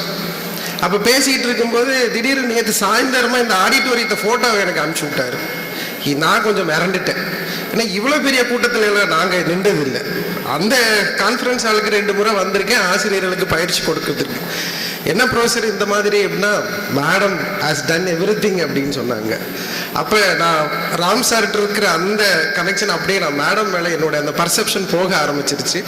ஒரு விழா, பாரதி சொன்ன மாதிரி பெரிதினும் பெரிதுகள், எதை செஞ்சாலும் சிறப்பாக செய்யணுங்கிற மன ஓட்டத்திற்கு எங்களுடைய அனைவரின் சார்பாக அவங்களுக்கு இன்று முதல் கல்வியாளர்னு சொல்லி இந்த இடத்துல என்னோட பணிவான கருத்தை நான் தெரிவிச்சுக்கிறேன். அடுத்ததாக எங்களுடைய ஆசான் ராஜகுரு அண்ணா அவர்கள், அவரோடு பேரையை பகிர்ந்துக்கிறது எவ்வளோ பெரிய சந்தோஷம். அந்த சந்தோஷத்தை என்னால் விவரிக்க முடியாது. நான் டயட்டில் லெக்சரராக இருந்தப்போ ஒரு ப்ரோக்ராமுக்கு அண்ணாவை கூப்பிட்டுருந்தேன். அங்கே அண்ணா அப்படின்னு சொல்லி தான் நான் இன்ட்ரடியூஸ் பண்ணிகிட்டு இருந்தேன். அங்குள்ள பார்வையாளர்களுக்கு அண்ணா என்ன புரியலை. அப்புறம் அவங்க ஏன் அண்ணான்னு சொல்கிறாங்க, அண்ணாவே அதுக்கு பதில் சொன்னார் அந்த இடத்துல. மறுபடியும் அவரோடு மேடையை பகிர்ந்துக்கிறேன். அவர் எனக்கு சொல்லித்தந்த விஷயங்களை இன்று நான் கல்வியியல் கல்லூரியில் ப்ரொஃபஸராக இருக்கிறதுனால அங்கே பயன்படுத்துகிறேன். அதாவது யாராவது எழுந்து வெளில போகணும், உள்ளே வரணும் அப்படின்னா அதுக்கு பெருசாக ஒன்றும் எங்களுக்கு தடை அவர் செய்ததில்லை. நாலேஜ் தான் வகுப்பறையில் பேசும் அப்படின்ற ஒரு விஷயத்தை கற்றுக் கொடுத்து இன்ன வரைக்கும் எங்களை இந்த இடத்துல நிற்க வச்சதுக்கு காரணம் என்னுடைய ஆசான் திரு ராஜகுரு அண்ணா அவர்களை இந்த மேடையில் நான் நன்றியும் வரவேற்பையும் சொல்லிக்கிறேன். அடுத்ததான் நடராஜன் சாரை நான் புத்தகம் வழியாக தான் நிறையா பேசியிருக்கிறேன். நான் பல்வேறு மேடைகளில் பேசும் பொழுது அந்த புத்தகத்தை கையோடு கொண்டு வந்திருக்கிறார். இது யாருடைய வகுப்பறை அப்படின்னு சொல்லிட்டு ஒரு புத்தகம், ஆசிரியர்கள் தங்கள் ஆசிரியர்களுக்குள்ளார பரிசு வழங்கிக்கணும். அதிகமாக கொடுத்தது அந்த புக்கு தான். நானே ஒரு 10 ஆசிரியர்களுக்கு அந்த புத்தகத்தை பரிசளித்திருக்கிறேன். அந்த இது யாருடைய வகுப்பறை என்ற புத்தகத்தில் மாடசாமி ஐயா அவர் முன்னுரை எழுதியிருப்பாங்க. அதில் மிகவும் குறிப்பிடத்தக்க விஷயங்கள் இருக்கும். அது இந்த பப்ளிகேஷனை பற்றி சொல்லும்போது ஒரு 2 மணித்துளிகள் சேர்த்து எடுத்து சொல்லிக் கொள்கிறேன். மேலும் இந்த மேடையில் வீட்டிற்கக்கூடிய அனைவருக்கும், என்னோடு வந்திருக்கக்கூடிய என் நண்பர் யுவராஜ், ராம் சார் அனைவருக்கும் இந்த நேரத்தில் என்னுடைய காலை வணக்கத்தையும் என்னுடைய நன்றியும் இந்த இடத்துல சொல்லிக்கிறேன். அடுத்தது இந்த பப்ளிகேஷனை பற்றி நம்ம சொல்லணும். பப்ளிகேஷன் அப்படின்றது தமிழ்நாட்டில் மோர் தென் 500 கல்வியியல் கல்லூரிகளுக்கு மேலே இருக்கிறது. தனியார் கல்வியியல் கல்லூரிகள். அரசு உதவி பெறல 12 இருக்குது. தமிழ்நாடுன்னு சொல்லலாமா இல்லை இந்திய லெவலில் சொல்லலாமான்னு தெரியல. இந்தியாவிலே ஒரு தனியார் கல்லூரி ஒரு பப்ளிகேஷனை ஸ்டார்ட் பண்ணி 2 ஜேர்னலை பப்ளிஷ் பண்ணுறது இதுவே முதல் முறை. அந்த பெருமை உங்களுக்கு மட்டும்தான். இனிமேல் ஏதாவது தனியார் கல்லூரி ஒரு பப்ளிகேஷனை ஸ்டார்ட் பண்ணணும்னா இம்மீடியட்டா இங்க உள்ள 4 பேருக்கு தான் ஃபோன் அடிப்பாங்க. கண்டிப்பா ராம் சார் என்ன பண்ணீங்க, அருந்ததி மேடம் என்ன பண்ணீங்கன்னு அவங்க கால் பண்ணுவாங்க. நான் ஏன்னா பிகாஸ் நாங்களும் நிறைய கல்லூரிகளுக்கு போறோம். அண்ணாவும் போயிருப்பாங்க, ராஜகுரு அண்ணா எல்லா கல்லூரியும் பார்த்துருக்காங்க, ஆய்வு செய்திருக்கிறாங்க. அண்ணாவுக்கும் தெரியும் இது. ஆகவே எல்லோருத்திற்கும் முன்னோடியா இன்னைக்கு ஒரு ஃபங்க்ஷன் நடந்துட்டு இருக்கு. அதுலயும் இந்த கல்லூரியை சார்ந்த அனைத்து மாணவர்களும் உட்கார்ந்து கொண்டு இந்த பப்ளிகேஷன் வெளியீட்டில் இந்த துவக்க விழாவில் பங்கேற்பது என்பது மிகப்பெரிய காரியம். ஏனென்றால் நாங்கள் படித்த ராமகிருஷ்ணா மெஸ்வித்யா கல்லூரியில் நாங்கள் படிக்கும் பொழுது இந்த மாதிரி நிகழ்வுகள் தொடர்ச்சியா நடந்ததுனால தான் இன்னைக்கு நாங்கள்லாம் அவங்க முன்னாடி நின்றுகிட்டு இருக்கோம். இதெல்லாம் நடந்துச்சாங்க. இதை மாதிரி ஒர்க்கெல்லாம் அங்கே நிறைய போனதுனால தான் இன்னைக்கு நாங்கள் உங்க முன்னாடி நின்று இப்படி ஒரு மைக்கை பிடிச்சி பேசிக்கிட்டு இருக்கோம். அந்த இடத்துல பார்ட்டிசிபெண்டா உட்காந்துட்டு இருந்தவங்க. ஆகவே இந்த பப்ளிகேஷன் வெளியீட்டினுடைய முக்கியத்துவத்தை இங்க இருக்கிற ஒருத்தரும் புரிஞ்சுக்கணுன்றதுக்காக சொல்றேன். ரைட். அடுத்தது உங்ககிட்ட ஒரு 2 கேள்வி கேட்கலான் இருக்கு. ஒரு கேள்வி, நம்ம பைக் கார் எல்லாம் வச்சிருக்கிறோம் இல்லையா, இந்த பைக் கார்ல எதுக்காக பிரேக் இருக்கு? என்ன பர்பஸ்க்காக பிரேக் வச்சிருக்காங்க? எனிபடி? என்ன பர்பஸ்க்கு பிரேக் வச்சிருக்காங்க? Very good. எதற்காக பிரேக் வச்சிருக்கிறோம்னா கார்ல வேகமா போறதுக்கு. நம்ம நினைப்போம் வேகமா போறதுக்கும் பிரேக்குக்கு என்னடா சம்பந்தம்னா, பிரேக் இருக்கிற தைரியத்துல தான் நம்ம வேகமாவே போறோம். அடுத்தது நம்ம பட்டம் கைட் பார்த்துருப்போம். நூல் கொண்டு தான் அந்த கைட்டை பறக்க விடுறோம். நம்ம நினைச்சிட்டு இருக்கிறோம் பட்டத்தை பறக்க விடாம நூல் பிடிச்சிக்கிட்டு இருக்குன்னு சொல்லிட்டு. ஒரு நிமிஷம் அந்த நூலை கட் பண்ணி பாருங்க, பட்டம் கீழே விழுந்துடும். வெளியிலிருந்து பார்க்கிறவங்களுக்கு அந்த நூல் அந்த பட்டத்தை இறுக பிடிச்சிட்டு இருக்கிற மாதிரி தெரியும். ஆனா உண்மை அது இல்லை. நூல் இல்லைன்னா பட்டமே பறக்காது. அந்த மாதிரியான நிகழ்வுகள் தான் இந்த புத்தகம் பப்ளிகேஷன் ஆரம்பிக்கக்கூடிய நிகழ்வுகள். வெளியிலிருந்து பார்க்குறப்ப ஒரு சிலவங்களுக்கு இது என்னது அப்படின்னு தோணிட்டு இருக்கலாம். ஆனா உண்மையிலேயே இது நூல் மாதிரியும் பட்டத்தை பிடித்திருக்கிற நூல் மாதிரியும் வாகனத்தை சீராக இயக்கக்கூடிய பிரேக் மாதிரி தான் அந்த மாதிரி ஃபங்க்ஷன் எல்லாம். அதை நம்ம புரிஞ்சுக்கணும். அடுத்ததான் என்னோட வேண்டுகோள், இந்த பதிப்பகத்தை பத்தி ஒரு 2 வேண்டுகோள் வச்சுக்கிறேன். பொதுவாக நாங்கள் கல்லூரியில் நடக்கக்கூடிய ஆய்வரங்கங்கள், அதாவது கான்ஃபரன்ஸ், செமினார்ஸ், ஒர்க் ஷாப்ஸ் எல்லாம் போவோம். அது கல்லூரியில் இருக்கக்கூடிய பிரச்சனைகளை மட்டுமே பேசுவதாக இருந்தது. ஏன்னா அதற்கு இன்னைக்கு அதை பேசுவதற்கு சரியான நபர் இங்கு அமர்ந்திருக்கிறார், நடராசன் சார் அவர்கள். கல்லூரி லெவலில் நடக்கக்கூடிய ரிசர்ச் பள்ளியை நோக்கி நகர வேண்டும், பள்ளியை நோக்கி இறங்க வேண்டும். பள்ளி சார்ந்த பிரச்சனைகள் அதை எடுத்து ஆய்வு செய்ய வேண்டும். அந்த மாதிரியான ஆய்வுகளை நோக்கி இந்த பப்ளிகேஷன் போகும் பட்சத்தில் இதனுடைய ஆடியன்ஸ், அதாவது இதனுடைய பங்கேற்பாளர்கள் கல்லூரி மட்டுமல்ல பள்ளியில் இருக்கிற ஆசிரியர்களை நோக்கி சென்றடையும். இது என்னுடைய முதல் வேண்டுகோள். 2வது வேண்டுகோள், மாணவர்களுக்கான ஒரு இதழ் இந்த பப்ளிகேஷன்ல ஆரம்பிக்கணும்னு என்னுடைய கோரிக்கை. அதுல உங்களுடைய படைப்புகள் வர வேண்டும். ஏன்னா மாணவர்களுடைய படைப்புகள் உள்ளே வரும் பொழுது இங்க உட்கார்ந்து இருக்கிறவங்கள எத்தனை பேர் நாளைக்கு எழுத்தாளராக போறீங்க, எத்தனை பேர் இதே மாதிரி கல்லூரி பேராசிரியர்கள் ஆக போறீங்க அப்படின்றது இப்ப நமக்கு தெரியாது. ஆனா கண்டிப்பா ஒரு நாள் நிச்சயமா ஆகும். அதற்கான துவக்கம் இந்த பப்ளிகேஷன் வழியா நடக்கணும் அப்படின்றது என்னுடைய வேண்டுகோள். 3வதாக ஒரு செய்தி, உளவியல் ஆசிரியர் என்ற முறையில் ஆணுடைய பிரெயினுக்கும் பெண்ணுடைய பிரெயினுக்கும் உள்ள ஒரு நிறைய வித்தியாசங்களில் குறிப்பிடத்தக்க வித்தியாசம், பெண்களுடைய மூளையில் மொழிக்கான புள்ளிகள் அதிகம். அதாவது ஆண் நிறைய பேசுவதை விட பெண் நிறையாக பேசுவாள். அதனால் அதுக்கான எவிடன்ஸ் நீங்கள் பார்க்கலாம். 10th ஸ்டாண்டர்ட் 12th ஸ்டாண்டர்ட்ஸில் பார்த்தீங்கன்னா பெண்கள் தான் எப்பவுமே ஹையஸ்ட் மார்க் எடுப்பாங்க. பெண்களுடைய தேர்ச்சி சதவீதம் தான் அதிகமாக இருக்கும். அதுக்கு என்ன காரணம்னு கல்லூரியில் மாணவர்கள்ட்ட விசாரித்தா நிறைய காரணங்கள் சொல்லுவாங்க. பட் அறிவியல் காரணம் என்னன்னு பார்த்தீங்கன்னா, இயற்கையிலேயே மூளை அவ்வாறு படைக்கப்பட்டிருக்கிறது. மொழியை அதிகமாக பயன்படுத்தக்கூடிய திறன் பெண்களுடைய மூளைக்கு அதிகம். ஆகவே அப்படி பெண்களுடைய மூளைக்கு மொழியை பயன்படுத்தக்கூடிய திறன் அதிகம் என்றால் அவர்கள் தான் அதிக எழுத்தாளர்களாக வந்திருக்க வேண்டும், அவர்கள் தான் அதிக படைப்புகளை கொடுத்திருக்க வேண்டும். ஆனால் இந்த சமூகத்தில் பெண்ணுக்கான அவசியத்தையும் பெண்ணுக்கான முன்னேற்றத்தையும் நடராசன் மாதிரி ஐயாக்கள் அகன் பேச வேண்டியதுதான். அது ஐயாவுக்கே தெரியும், தொடர்ச்சியாக பேசுகிறவங்க. அதனால் இந்த பப்ளிகேஷன் இங்குள்ள பெண்களுக்கு அதிக முக்கியத்துவத்தை கொடுத்து அவங்க படைப்புகளை வாங்கி அதை வெளியிட்டு நம் கல்லூரியை சார்ந்த பெண்கள் எதிர்காலத்தில் மிகப்பெரிய நிலைகளை அடைவதற்கு இந்த பப்ளிகேஷன் பேருதியாக இருக்கும் என்று கேட்டுக்கொண்டு எனக்கு வழங்கப்பட்ட இந்த குறைவான நேரத்தில் இங்கே மேடையில் வீட்டிற்குள்ள அனைவருக்கும் மீண்டும் ஒரு முறை நன்றி தெரிவித்துக்கொண்டு விடைபெறுகிறேன். நன்றி, வணக்கம். ஆசிரியர் சிறப்பு சொல்லிய வண்ணம் செயல் என்கிற வள்ளுவ பெருந்தகருடைய வாக்கிற்கிணங்க தன்னுடைய வாழ்க்கையிலே மிகச்சிறந்த சாதனைகளை எல்லாம் காமதேனு கல்வி நிறுவனமாக உருவாக்கி கனவு பெட்டகத்துக்குள்ளே வைத்து காத்து கொண்டிருக்கிற போற்றுதலுக்கும் மரியாதைக்கும் உரிய இக்கல்லூரியுடைய தாளாளர் ஐயா அவர்களே, மணிகண்டன் சார் சொன்ன மாதிரி பெண்களுக்கு அந்த பிரெயின் செல்ஸ்ல இன்ட்யூஷன் பவர் அதிகமாக இருக்கிறது என்கிற வகையிலே இன்றைக்கு கல்லூரி ஆளுமையோடு நடத்தி கொண்டிருக்கிற செயலர் மற்றும் இணை செயலர் அவர்களே, ஆசிரியர்களுக்கெல்லாம் வேத புத்தகமாக இருக்கக்கூடிய அற்புதமான படைப்புகளை கொடுத்திருக்கிற இன்றைய சிறப்பு விருந்தினர் சாகித்ய அகாடமியினுடைய விருதாளர் ஆயிஷா நடராஜன் அவர்களே, செம்மையாக செதுக்கி இன்றைக்கு வழிநடத்திக் கொண்டிருக்கிற ராஜகுரு அண்ணா அவர்களே, மரியாதைக்குரிய முதல்வர் அவர்களே, ஒரு சிறப்பு இந்த தேசத்திற்கு இருக்கிறது என்பதை போல எல்லா கல்லூரியிலும் செவிமடுக்கிற செய்திகளை காட்டிலும் இந்த கல்லூரியிலே மாணவ செல்வங்கள் அற்புதமான செவிகளை உள்வாங்கிக் கொள்ளுகிறார்கள் என்கிற வகையிலே அமைதியாக பெற்றிருக்கிற மாணவ கண்மணிகளே, கிழக்கு பதிப்பகத்தை போல, ஒரு ஆக்ஸ்போர்ட் பதிப்பகத்தை போல, கலைஞன் பதிப்பகத்தை போல,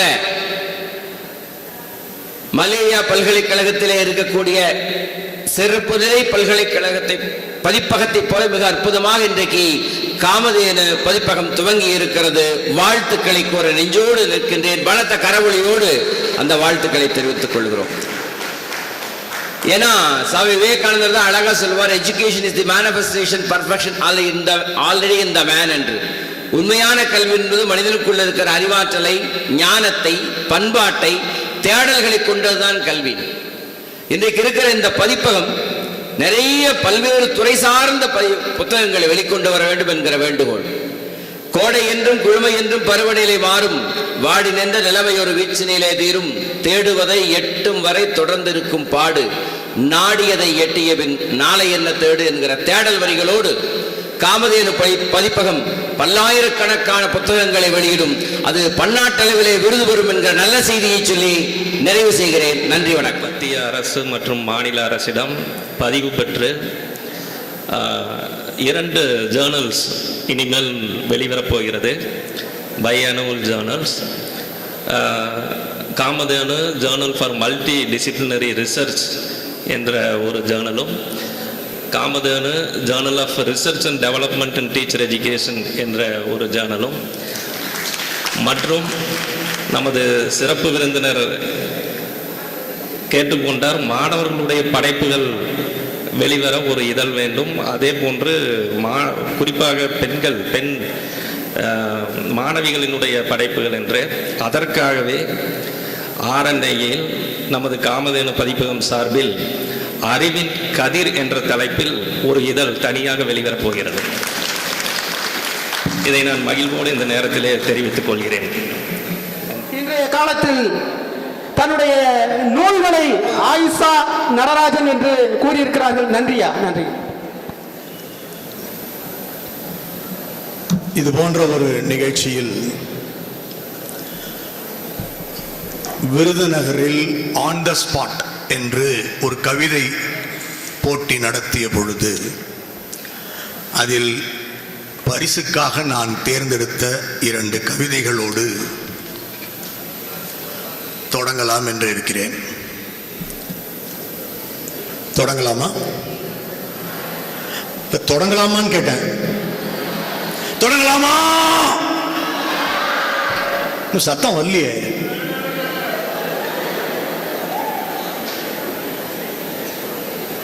ஒரு கவிதை ஒரு கல்லூரி மாணவர் எழுதியது.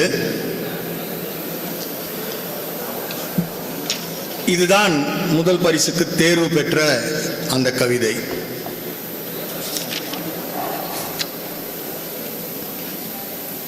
அடித்தது மணி, ஆசிரியர் சொன்னார் முடிந்தது பணி, மாணவன் சொன்னான் விட்டது சனி. இது ஒரு கவிதை. 7ஆம் வகுப்பு ஒரு மாணவி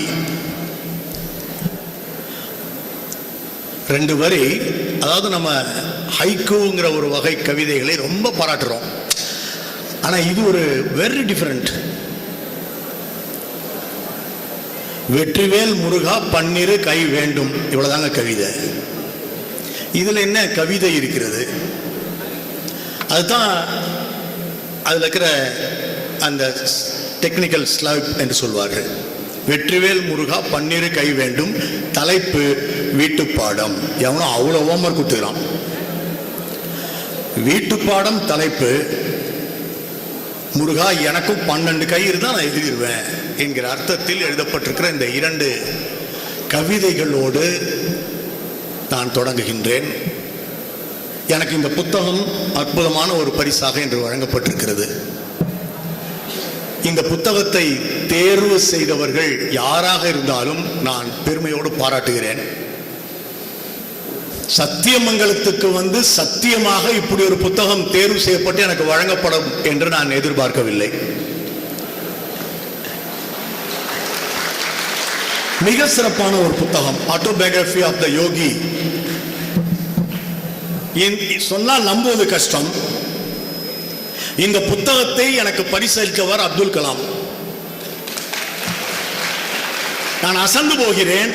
2வது முறையாக இதே புத்தகம் திரும்ப எனக்கு பரிசாக இந்த காமதேனு கல்வியகம் கொடுத்திருக்கிறது.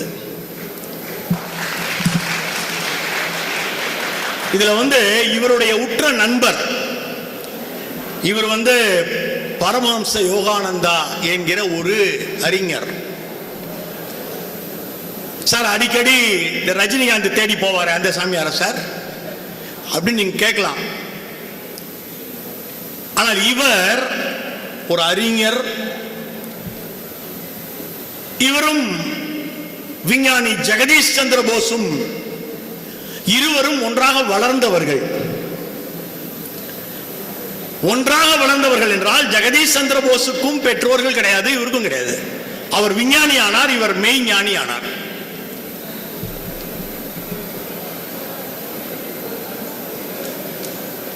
ஒரு கட்டத்தில் அங்க இருக்கிற ஒரு கடவுளுக்கு 500 அரிசிகளை முதல் முறை இட்டுவிட்டு நீங்கள் மொத்தம் 1,00,000 அரிசி விதைகளை வழங்க வேண்டும் என்று இவர்களை வளர்த்த அந்த ஆசிரமத்தில் சொல்வார்கள். அது குறித்து இந்த புக்ல இருக்கு. இவர் ஒரு மெய்ஞானி அல்லவா? இவர் என்ன பண்ணுவாரு, அரிசி எடுத்து வச்சுக்கிட்டு 1,00,000 தடவை கடவுள் பேரை சொல்லி சொல்லி போட்டுட்டே இருப்பாரு. ஜெகதீஷ் சந்திர போஸ் என்ன பண்ணுவாரு, ஒரு தராசு எடுத்துட்டு முதல்ல வெறும் 1000 தான், 1000 மட்டும் தான் எண்ணுவாரு. 1000 எண்ணி ஒரு பக்கம் போட்டுருவாரு. இந்த எடைய கரெக்டா நிறுத்தி 1000 நிறுத்தி முடிச்சுடுவாரு. நான் தான் முதல்ல முடிச்சேன்னு அவர் சொல்லுவார். உன்னுடைய நோக்கம் அறிவியல் தொடர்பானது, உன்னுடைய மனம் லாஜிக்கல் திங்கிங், இவர் எழுதியிருப்பார்.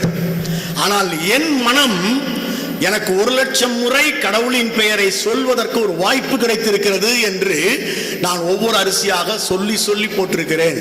2 பேரின் பாதைகளும் வேறு வேறு என்று இந்த புத்தகத்தில் எழுதியிருப்பார். மிக அற்புதமான இது போன்ற சிந்தனைகள் நிறைந்த இந்த புத்தகத்தை எனக்கு பரிசாக வழங்கியமைக்கு முதலில் நான் நன்றி கூறிக்கொள்கின்றேன் உங்கள் பலத்த கரவொலியோடு.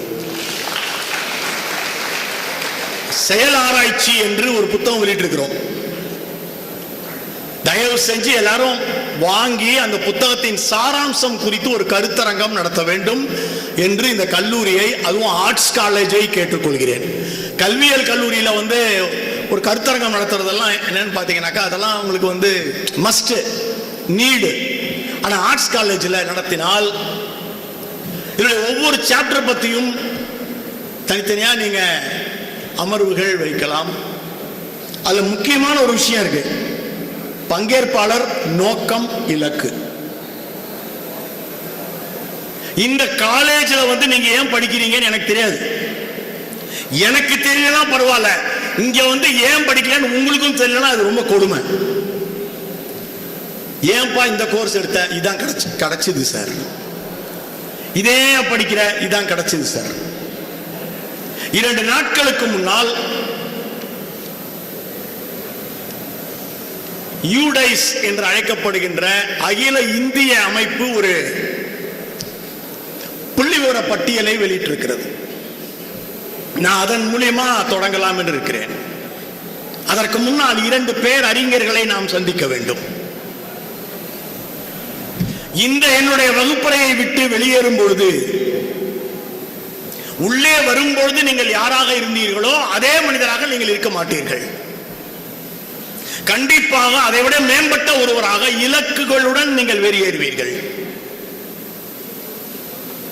ஆனால் நான் வாய் திறந்து பேசும் பொழுது சற்று நேரம் நீங்கள் வாய் மூடி கேட்டால் அது நடக்கும்.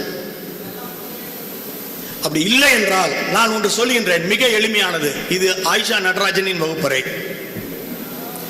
இங்க நீங்க கை தட்டலாம், விசில் அடிக்கலாம், பிடிக்கலாம், ஏஞ்சி கூட போலாம். நான் எந்த ஆட்சேபனையும் சொல்ல மாட்டேன். ஏனென்றால் என் வகுப்பறைகளுக்கு பெயர் சுதந்திர வகுப்பறைகள். ஆனா இருக்கிறதெல்லாம் கோட்டை விட்டுட்டே, சார் அதை பத்தி சொன்னீங்கல்ல சார், அதை இன்னொரு தடவை சொல்லுங்கன்னு என்கிட்ட கேட்கக்கூடாது.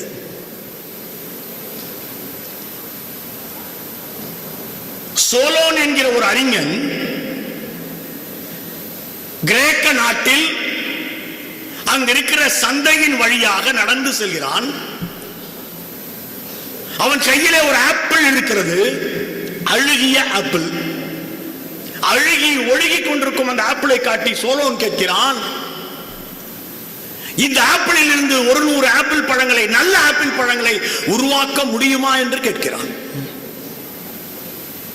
அப்போது அங்கு இருப்பவர்கள் எல்லாம் சொன்னார்கள், இது அழுகிய ஆப்பிள், இதை கொண்டு போய் நல்ல ஆப்பிளோடு வைக்காதே, மற்ற ஆப்பிள்களும் வீணாகிவிடும் என்று சொன்னார்கள். ஆனால் அங்கே ஒரே ஒரு குழந்தை, ஒரு 9 வயது மாணவன் கை உயர்த்தினான். அவன் சொன்னான், எனக்கு தெரியும் என்று சொன்னான். என்ன? இந்த அழுகிய ஆப்பிளை உடைத்தால் உள்ளே ஏராளமான விதைகள் உள்ளன, அவற்றை நடுங்கள், அவை ஒரு நாள் ஆப்பிள் மரமாகும். அங்கிருந்து 100 1000 ஆப்பிள் நல்ல பழங்கள் உங்களுக்கு கிடைக்கும் என்று அந்த பையன் பதில் சொன்னான். அற்புதம் என்று அவனை அணைத்துக் கொண்டார் சோலோன். சோலோன் சொன்னார், அந்த விதைகளை போன்றவைதான் கல்வி நிறுவனங்கள் என்று சொன்னார். அந்த விதைகள் தான் பள்ளிகள் என்று சொன்னார். அந்த விதைகள் தான் கல்லூரிகள் என்று சொன்னார். காமதேனு என்று இந்த கல்வி நிலையங்களுக்கு ஏன் பெயரிட்டீர்கள் என்று நான் தாளாளரிடம் கேட்டேன். எதை கேட்டாலும் என்னிடம் இல்லை என்று சொல்லாமல், அது பசித்திருந்தாலும், அவர் அறிவு பசியில் இருந்தாலும், அவர் தாகத்தில் இருந்தாலும், அறிவு தாகத்தில் இருந்தாலும், அனைவருக்கும் அனைத்தும் உண்டு என்பதை காட்டுவதற்காகத்தான் காமதேனு என்று பெயரிட்டேன் என்று அவர் சொன்னார்.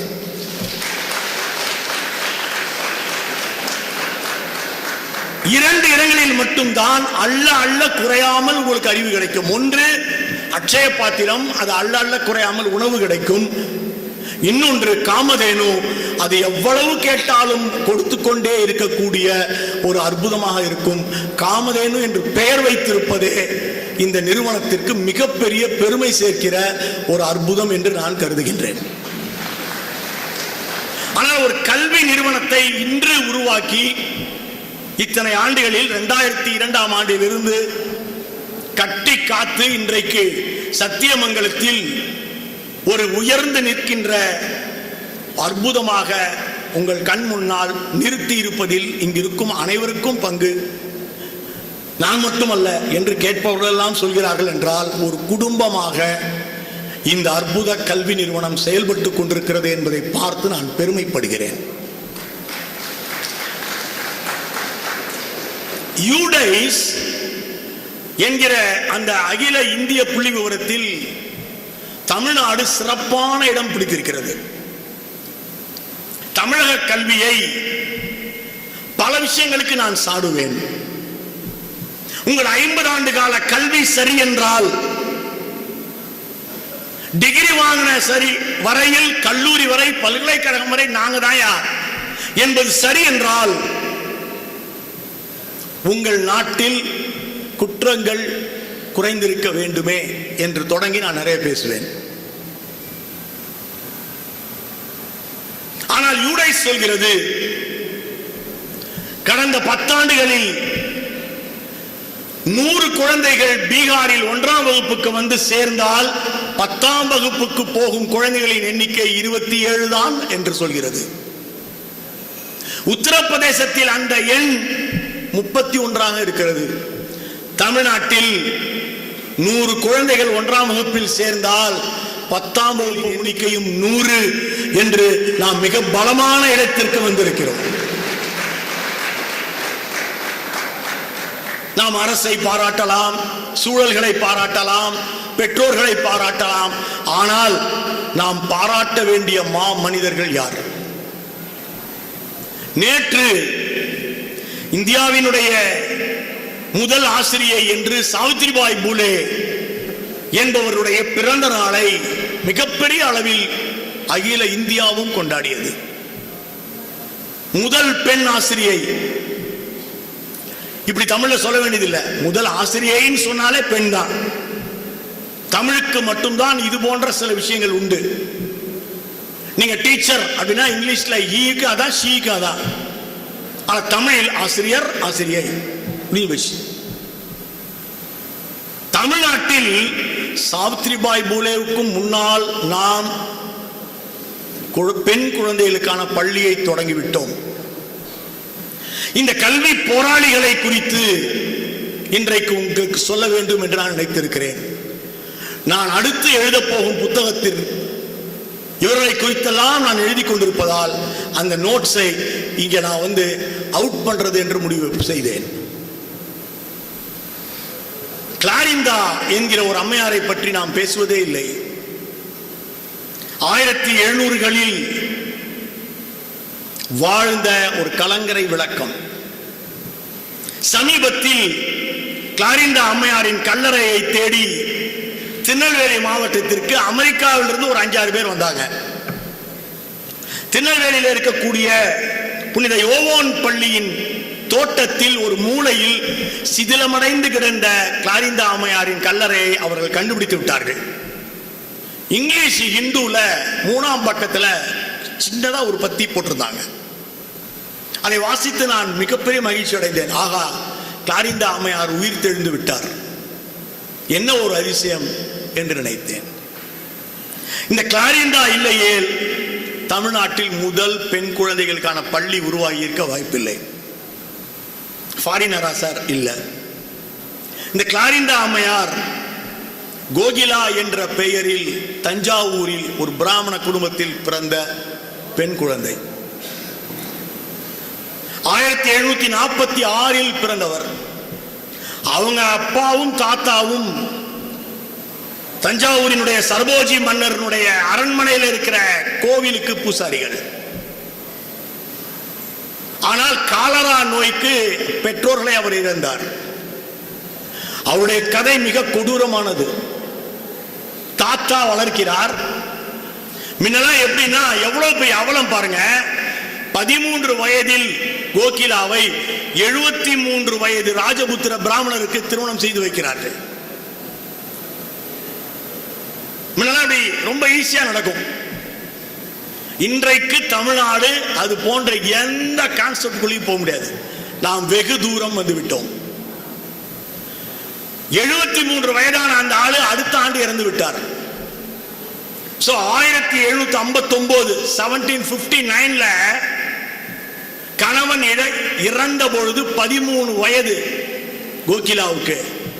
கணவரை சேர்த்து மனைவியோடு உடன்கட்டை ஏறுவதற்கு அப்படியே பாடையில வச்சு கட்டுறாங்க. பாருங்க, தமிழ்நாட்டில் நடந்திருக்கும் அவலங்கள். தூக்கிட்டு போயிட்டு இருக்கும் போது கமலாவுக்கு புரிகிறது. ஏனென்றால் கமலா மலையாளம், தமிழ், சமஸ்கிருதம் 3 மொழிகளிலும் தேர்ந்த ஒரு அறிஞராக தன்னை வளர்த்துக் கொள்கிறாள். அலறுகின்றாள், என்னை யாராவது காப்பாற்றுங்கள் என்று கதறுகின்றாள். அப்போதுதான் அந்த வழியாக குதிரையில் ஒரு பிரிட்டிஷ் ராணுவ வீரர் குதிரையில் சென்று கொண்டிருக்கிறார். அப்படி குதிரையிலே சென்று கொண்டிருந்த அந்த மாவீரரின் பெயர் ஹென்றி லிட்டிங்டன். அவர் அந்த இடத்தில் வண்டியை நிறுத்துகிறார். இறக்கு, என்ன இதுன்னு கேட்கிறார். நாங்கள் எங்களுடைய வேலையை செய்ய போய் கொண்டிருக்கிறோம், நீங்கள் எங்களை எப்படி தடுக்க முடியும் என்று கேட்கிறார்கள். அவர் வாதாடுகிறார், கோகிலாவை விடுவிக்கிறார். ஆனால் உடன் அழைத்து செல்ல அவர்கள் மறுக்கிறார்கள். எனவே தன்னோடு அழைத்து செல்ல வேண்டிய அவசியம் அவருக்கு ஏற்படுகிறது. அப்படி போகின்ற கோகிலா தான் பின் நாட்களில் கிளாரிந்தாவாக வடிவெடுக்கிறார். நம் நாட்டில் முதல் பொதுப்பள்ளி ராமேஸ்வரத்தில் உருவாக்கப்பட்டது. அந்த பொதுப்பள்ளியின் பெயர் ஸ்வார்ஸ் மேல்நிலைப்பள்ளி. ஸ்வார்ஸ் மேல்நிலைப்பள்ளி உருவான ஆண்டு 1775. அந்த ஸ்வார்ஸ் மேல்நிலைப்பள்ளியில் தான் அப்துல் கலாம் படித்தார். பின் நாட்களில் அந்த ஸ்வார்ஸ் பள்ளியை ஏற்படுத்துவதற்காக ஸ்வார்ஸ் அங்க போய் ஒரு மீட்டிங் போடுறாரு. பாய்ஸ்க்காக ஒரு ஸ்கூல் ஆரம்பிக்க போறேன் இந்த இடத்துல அப்படின்னு. அப்போ கிளாரிந்தா கூட்டத்திலே இருந்து கொண்டு எழுந்து நின்று கை தூக்குகிறார். ஆண்களுக்குத்தான் பள்ளியா, எங்களை போல் பெண் குழந்தைகளுக்கு பள்ளி இல்லையா என்று கேட்கிறார்.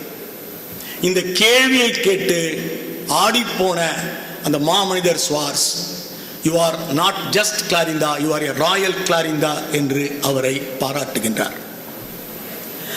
1787ல கிளாரிந்தாவினுடைய அந்த வெள்ளை ராணுவ அதிகாரி இறந்து போகிறார். கிளாரிந்தாவுக்கு சொத்துக்களை எழுதுகிறார். முதலில் அப்படி தமிழகத்தில் யோவோன் பள்ளி என்று பெண் குழந்தைகளுக்கான முதல் பள்ளியை தொடங்குகிறார் கிளாரிந்தா அம்மையார். ஆண்டு 1789. ஆனால் சாவித்திரிபாய் பூலேவின் ஆண்டு 1851. சாவித்திரிபாய் பூலேவினுடைய பூனா பள்ளிக்கு முன்னதாகவே கடும் போராட்டத்தின் மூலம் தமிழகத்தில் நாம் பெண் கல்வியை தொடங்கிவிட்டோம் என்கிற வரலாறை இந்த வளாகத்தில் நான் அடையாளம் காட்டுவதற்கு கடமைப்பட்டிருக்கிறேன்.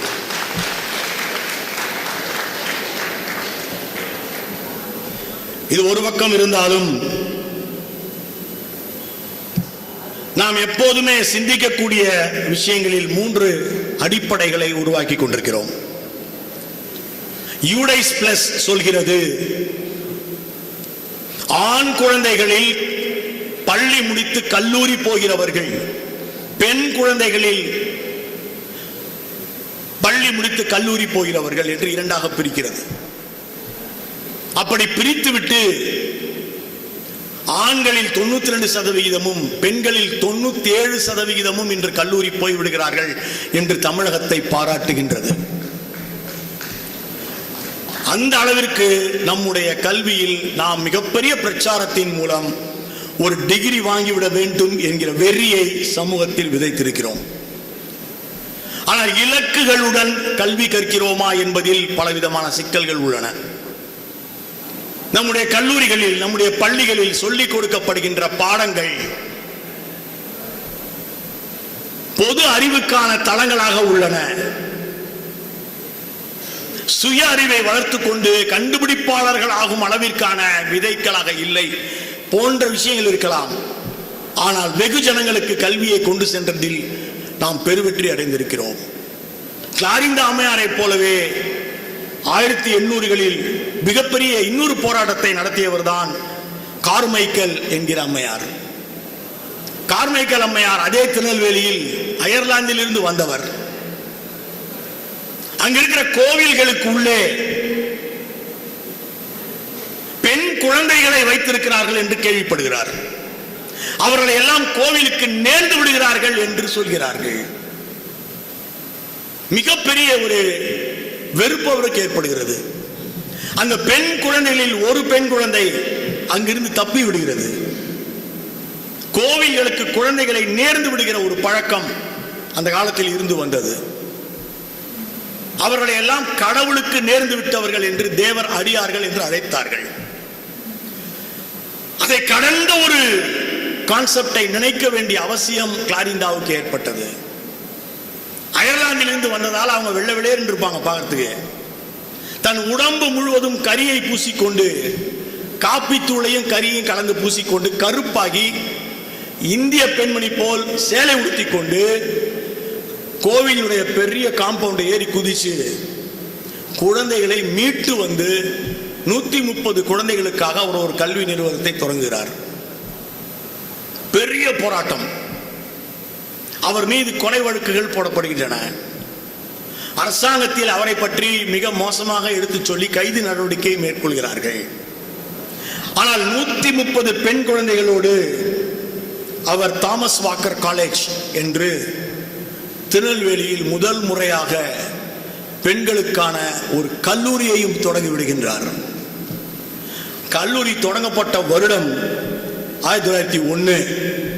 இந்தியாவிலேயே பெண்களுக்கென்று தனி கல்லூரி 1901 அப்போதே தமிழகத்தில் வந்துவிட்டது என்பதுதான் வரலாறு.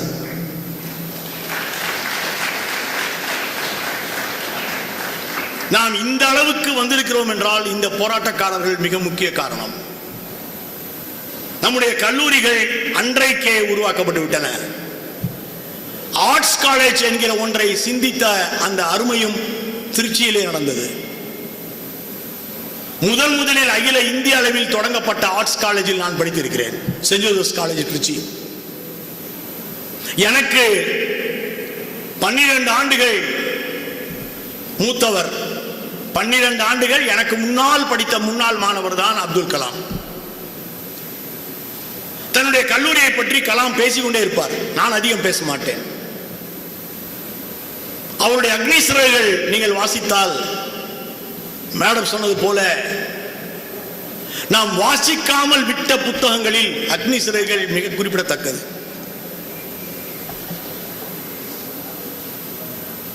ஆயிரத்தி 1983-84 அப்துல் கலாமினுடைய மிகப்பெரிய முயற்சியில் SLV-3 என்கிற ராக்கெட்டை இஸ்ரோவில் தயாரிக்கிறார்கள். யாருமே சிந்திக்காத ஒரு விஷயத்தை கலாம் சிந்தித்தார். ஒரு ஸ்க்ரூ அல்லது ஒரு சின்ன நட்டு கூட வெளிநாட்டில் இருந்து வரக்கூடாது. அனைத்தையும் நாம் தயாரித்து நம்முடைய முழுக்க இந்த மண்ணின் ராக்கெட்டை அனுப்ப வேண்டும். அதுதான் கலாமின் நோக்கம். அப்போது அவருடைய வயது 32. கலாம் அது குறித்து அக்னி சிறகுகளில் எழுதுகிறார். கலாமை பற்றி பேசாமல் சென்ட் ஜோசப்ஸ் கல்லூரியை பற்றி பேச முடியாது. முழுக்க கிட்டத்தட்ட பார்த்தீங்கன்னா 6-7 மாதங்கள் இந்தியாவினுடைய 120 தொழிற்சாலைகளில் இருந்து உருவாக்கப்பட்ட சிறு பொருட்களை எல்லாம் கொண்டு வந்து ஸ்ரீஹரிகோட்டாவில் இணைக்கிறார்கள். இன்று ஸ்ரீஹரிகோட்டாவில் எனக்கு நிறைய நண்பர்கள் இருக்கிறார்கள். ஆனால் அன்றைக்கு அந்த வேலையை பார்த்த அந்த சின்ன இடத்தை அவர்கள் பத்திரமாக வைத்திருக்கிறார்கள். அது ஒரு மியூசியம் போல பாதுகாக்கிறார்கள். விக்ரம் சாராபாய் தும்பா ராக்கெட் தளத்தை கண்டுபிடிக்கிறார். ஈக்வட்டோரியல் லைனுக்கு மேலோ கீழோ அருகில் இருந்துதான் நீங்கள் ராக்கெட்டை அனுப்ப முடியும். எல்லா நாட்டிலிருந்து அனுப்ப முடியாது. ஏன் எல்லா நாட்டிலிருந்து அனுப்ப முடியாது என்றால் ஃபியூவல் நிறைய தேவைப்படும் மேலே போகிறதுக்கு. அந்த ஃபியூவல் வெயிட்லேயே அது மேலே போகாது. ஆனால் ஈக்வட்டோரியல் லைன் அருகில் இருந்து நீங்கள் சைடாக விடணும், அது கூட மேலே போகாது. ஆனால் கலாம் தேர்ந்தெடுத்த இடத்தில் ராக்கெட் மேல் நோக்கி செல்லும். என்ன ஒரு பெரிய கொடுமைனா, SLV-3 கரெக்டா எல்லாம் செட் ஆயிடுது, கிளம்ப போகுது, கம்ப்யூட்டர் சொல்கிறது அனுப்பாதீர்கள், கம்ப்யூட்டர் சொல்கிறது அனுப்பாதீர்கள், இவ்வளவு உழைத்திருக்கிறேன், இன்றைய நாளை நான் எப்படி கைவிட முடியும் என்று அவசரப்பட்டு கலாம் கோஹெட் கொடுத்து விடுவார். SLV-3 நேரே போய் கடலில் விழுந்து விட்டது. பிரம்மாண்ட ஃபெயில்யூர். இந்த தோல்வியை எதிர்கொள்வது மிக கடினம். ஏனென்றால் 75 கோடி காலி. கலாம் உட்கார்ந்து யோசிக்கிறார், என்ன காரணம், எப்படி இது நடந்திருக்கும் என்று. அதுதான் சாதாரண மனிதனுக்கும் வாசிக்கும் மனிதனுக்குமான வித்தியாசம். கலாம் ஒரு வாசிப்பாளர், தீவிர வாசிப்பாளர். இல்லை என்றால் இது போன்ற புத்தகங்களை போய் தேடி எடுத்துக்கொண்டு வந்து அன்பளிப்பாக தரும் அளவிற்கு ஒருவர் இருக்க முடியுமா? திடீரென்று கலாம் கிட்டத்தட்ட 15 நாட்களுக்கு காணாமல் போகிறார். அக்னி சிறைகளில் படிச்சு பாருங்க, அந்த இடம் அவ்வளவு நல்லா இருக்கும். அந்த இடத்தை கண்ணீர் விடாமல் படிக்கவே முடியாது. தன் தாயின் மடியில் படுத்துக்கொண்டு அவர் அழுகிறார். எவ்வளவு பெரிய தோல்வி, நாட்டை நான் ஏமாற்றி விட்டேன். அப்படியே போயிட்டு இருந்தவரு மைசூருக்கு வராரு. அது வரும் பொழுது கலாம் ஒரு முக்கியமான ஆய்வில் ஈடுபடுகிறார். முதல்ல ராக்கெட் யார் விட்டா? ராக்கெட் என்கிற ஒரு விஷயத்தை 2ஆம் உலகப்போருக்கு பிறகு, 2ஆம் உலகப்போர் நேரத்தில் வான் ஹூவன் என்கிற ஒரு விஞ்ஞானியை பயன்படுத்தி ஹிட்லர் V2 என்று அழைக்கப்படுகின்ற ராக்கெட் பாம் செய்து விட்டான். ஹிட்லர் அழிந்த பிறகு அந்த ராக்கெட் பாகங்களை சோவியத் யூனியன் எடுத்து சென்று விட்டது. வான் ஹூவனை அமெரிக்கா எடுத்துக்கொண்டு போய்விட்டது. எனவே இருவருக்கும் இடையே வானில் யார் ராக்கெட் அனுப்புவது என்கிற போட்டி வருகிறது. இந்த சூழ்நிலையில் அந்த வான் ஹூவன் அந்த ராக்கெட்டை எங்கிருந்து பெற்றான் என்கிற இடத்தை கலாம் பிடிக்கிறார். வான் ஹூவன் அந்த ராக்கெட்டை காங்கிரீவ் ராக்கெட் என்கிற ஒரு ராக்கெட் இருந்து கற்றுக்கொண்டான் என்று வருகிறது. காங்கிரீவ் எங்கிருந்து கற்றுக்கொண்டான்? கொடார்டிடம் இருந்து கற்றுக்கொண்டான். கொடார்டு எங்கிருந்து கற்றுக்கொண்டான்? கொடார்டு இங்கிலாந்தினுடைய ராக்கெட்டுகளை நெப்போலியன் யுத்தத்தின் போது இங்கிலாந்து வீசியது, அதிலிருந்து கற்றுக்கொண்டான். இங்கிலாந்து எங்கிருந்து கற்றுக்கொண்டது? அப்படியே கலாம் படிப்படியாக போகிறார். இதுதான் வாசிப்புக்கும் படிப்புக்கும் வித்தியாசம். படிப்புல இதெல்லாம் வராது. பாடப்புத்தகத்தில் ஒருபோதும் இதை நீங்கள் பார்க்க முடியாது. ஆனால் நீங்கள் வாசிக்கும் பொழுது குறுக்க போய் நிறைய தெரிஞ்சுப்பீங்க. அறிதல் புரிதல் ரெண்டுமே ஏற்படும் வாசிப்புல. ஆனால் எப்பவும் சொல்லுவேன், வாசிக்கும் ஆசிரியரே சிறந்த ஆசிரியர். வாசிக்கும் மாணவன் நாளைய தலைவன். கலாம் அப்படியே வராரு. இங்கிலாந்துக்கு எங்க கிடைச்சது? அங்கதான் மாற்றாரு. மைசூரியன் ராக்கெட் என்று திப்பு சுல்தான் தான் உலகின் முதல் ராக்கெட்டை வெளியிட்டவன். அது இந்தியாவில் தான் நடந்திருக்கிறது என்பதை கலாம் அறிந்து கொள்கிறார். திப்பு சுல்தான் போட்ட ராக்கெட்டை எடுத்துக்கொண்டு போய் இங்கிலாந்தில் ஆய்வு செய்து அவர்கள் விட்டார்கள். அவர்கள் ராக்கெட்டை காங்கிரீவ் எடுத்துக்கொண்டான். காங்கிரீவ் விட்டதை கொடார்டு எடுத்துக்கொண்டான். கொடார்டிடம் இருந்து அது ஹிட்லருக்கு போயிருக்கிறது. அப்படியானால் திப்பு சுல்தான் ராக்கெட் சம்பந்தமான ரகசியங்களை அறிவதற்கு மைசூர் அரண்மனையில் இருக்கிற நூலகத்திற்கு போகிறார் கலாம். மைசூர் அரண்மனையின் நூலகத்திற்கு சென்ற கலாம் அங்க வந்து அழுக்கா பாழடைஞ்சு போய் பாதி பொத்தலாய் இருக்கிற ஒரு புக் எடுக்கிறார். அந்த புக் அரபிக் மொழியில இருக்கு. ராக்கெட் செய்வதற்கான அது வந்து பாத்தீங்கன்னா வழிமுறைகள் புத்தகம். நம்முடைய திப்பு சுல்தானினுடைய 2 தளபதிகள் உருவாக்கிய ஒரு கைவினை நூல். அதை எடுத்துட்டு போறாரு. அரண்மனையில கேட்டு வாங்கி ஸ்ரீஹரிகோட்டா போகிறார். தாம் போட்ட அந்த ஃபியூவல்ல எங்க தப்பு இருக்கு என்பதை நுணுக்கமாக அறிந்து கொள்கிறார். The transformation of Kalam. அறிந்து கொண்ட கலாம் பாருங்க, 1984 ஜனவரி மாதம் ஜப்பான் சுயமாக செஞ்ச ராக்கெட்டை விடுது, ஃபெயில்யூரு. சைனா விடுது, ஃபெயில்யூரு. கனடா விடுது, ஃபெயில்யூரு. பிரான்ஸ் விடுது, ஃபெயில்யூரு. இரண்டாவது முயற்சியாக கலாம் அனுப்புகிறார். 1985 SLV-3, a very big success. இந்த வெற்றி தருணத்தை அடைவதற்குள் கலாமை டிரான்ஸ்ஃபார்ம் பண்ண வைத்தது அவருடைய வாசிப்பு. எனக்கு விருது கொடுக்கும் போது கலாம் கேட்டார், நீ எங்கே படித்தா? ஜமாலில் படித்தேன், அதன் பிறகு நான் சென்ட் ஜோசப்ல படித்தேன் சொன்னேன். ஜமாலில் ஒரு டெலஸ்கோப் இருக்குமே. இல்லை அங்கே இன்னொன்று பெரிய விஷயம், அங்கே பெரிய லைப்ரரி ஒன்று இருக்குன்னாரு. கலாம் கால் வைக்காத லைப்ரரி என்கிற ஒன்று இந்தியாவிலே இருக்க முடியாது பொழுது. படிப்பட்ட ஒரு தீவிர வாசிப்பாளர் கலாம். அவர் படித்த கல்லூரி அந்த சென்ட் ஜோசப்ஸ்.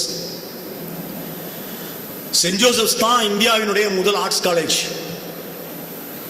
இந்த ஃபர்ஸ்ட் ஆர்ட்ஸ் காலேஜ் சென்ட் ஜோசப்ஸை உருவாக்கியவர்கள் 2 பேர். ரெவரண்ட் ஃபாதர் ரோனோ போனோ, 2 பேரும் ட்வின்ஸ். பிரான்ஸ் வழியா பாண்டிச்சேரிக்கு வந்துட்டு நேராக நாகப்பட்டினத்துக்கு போயிட்டாங்க. நாகப்பட்டினத்தில் ஆரம்பிச்சிடுறாங்க ஒரு குடிசையில். 36 பேரை சேர்க்கிறாங்க. அதில் 26 பேர் இந்திய குழந்தைகள். College, arts college.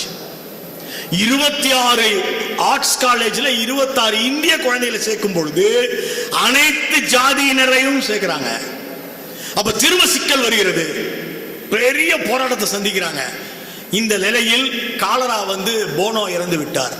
ரோனோ மட்டும் தான் பாக்கி இருக்காரு. நாகப்பட்டினத்தில் சில விஷமிகள் கல்லூரிக்கு தீ மூட்டி விட்டார்கள். எரிந்து போய்விட்டது சென்ட் ஜோசப்ஸ். அதன் பிறகு ரோனோ திருச்சிக்கு வருகிறார். திருச்சியில் ஒரு சிறிய இடத்தை பிரிட்டிஷ்காரர்கள் அவருக்கு தருகிறார்கள். அவர் பிரான்ஸ் நாட்டை சேர்ந்தவர், ஜெசூட் ஃபாதர். அவரு கொடுக்கிறார். அந்த இடத்தில் கட்டுகிறார். முதலில் நூலகத்தை கட்டுகிறார். நூலகத்துக்கு அருகே சர்ச்சை கட்டுறாரு. சர்ச்சுக்கு அப்புறம் தான் காலேஜ். ஃபர்ஸ்ட் ஆர்ட்ஸ் காலேஜை கொண்டு வருவதற்கு இவ்வளவு பெரிய போராட்டம் நடந்திருக்கிறது. செயின்ட் பிரான்சிஸின் வழி வந்த பிரதர்ஸ் அந்த கல்லூரியை உருவாக்கினார்கள். சரி, முதலில் இப்ப இந்தியாவில் சொல்றாங்களே பெரிய அளவில் எங்க பார்த்தாலும் நம்ம பார்க்கிறோமே ஐடிஐ. இந்த ஐடிஐயின் வரலாறு என்ன? ஊருக்கு ஊர் இன்னைக்கு ஐடிஐ இருக்கு. ஒரு 10ஆம் கிளாஸ் பாஸ் பண்ண முடியும்னா 8ஆம் கிளாஸ் சர்டிபிகேட் வச்சுட்டு போய் நம்ம ஐடிஐ சேர்ந்துடலாம்.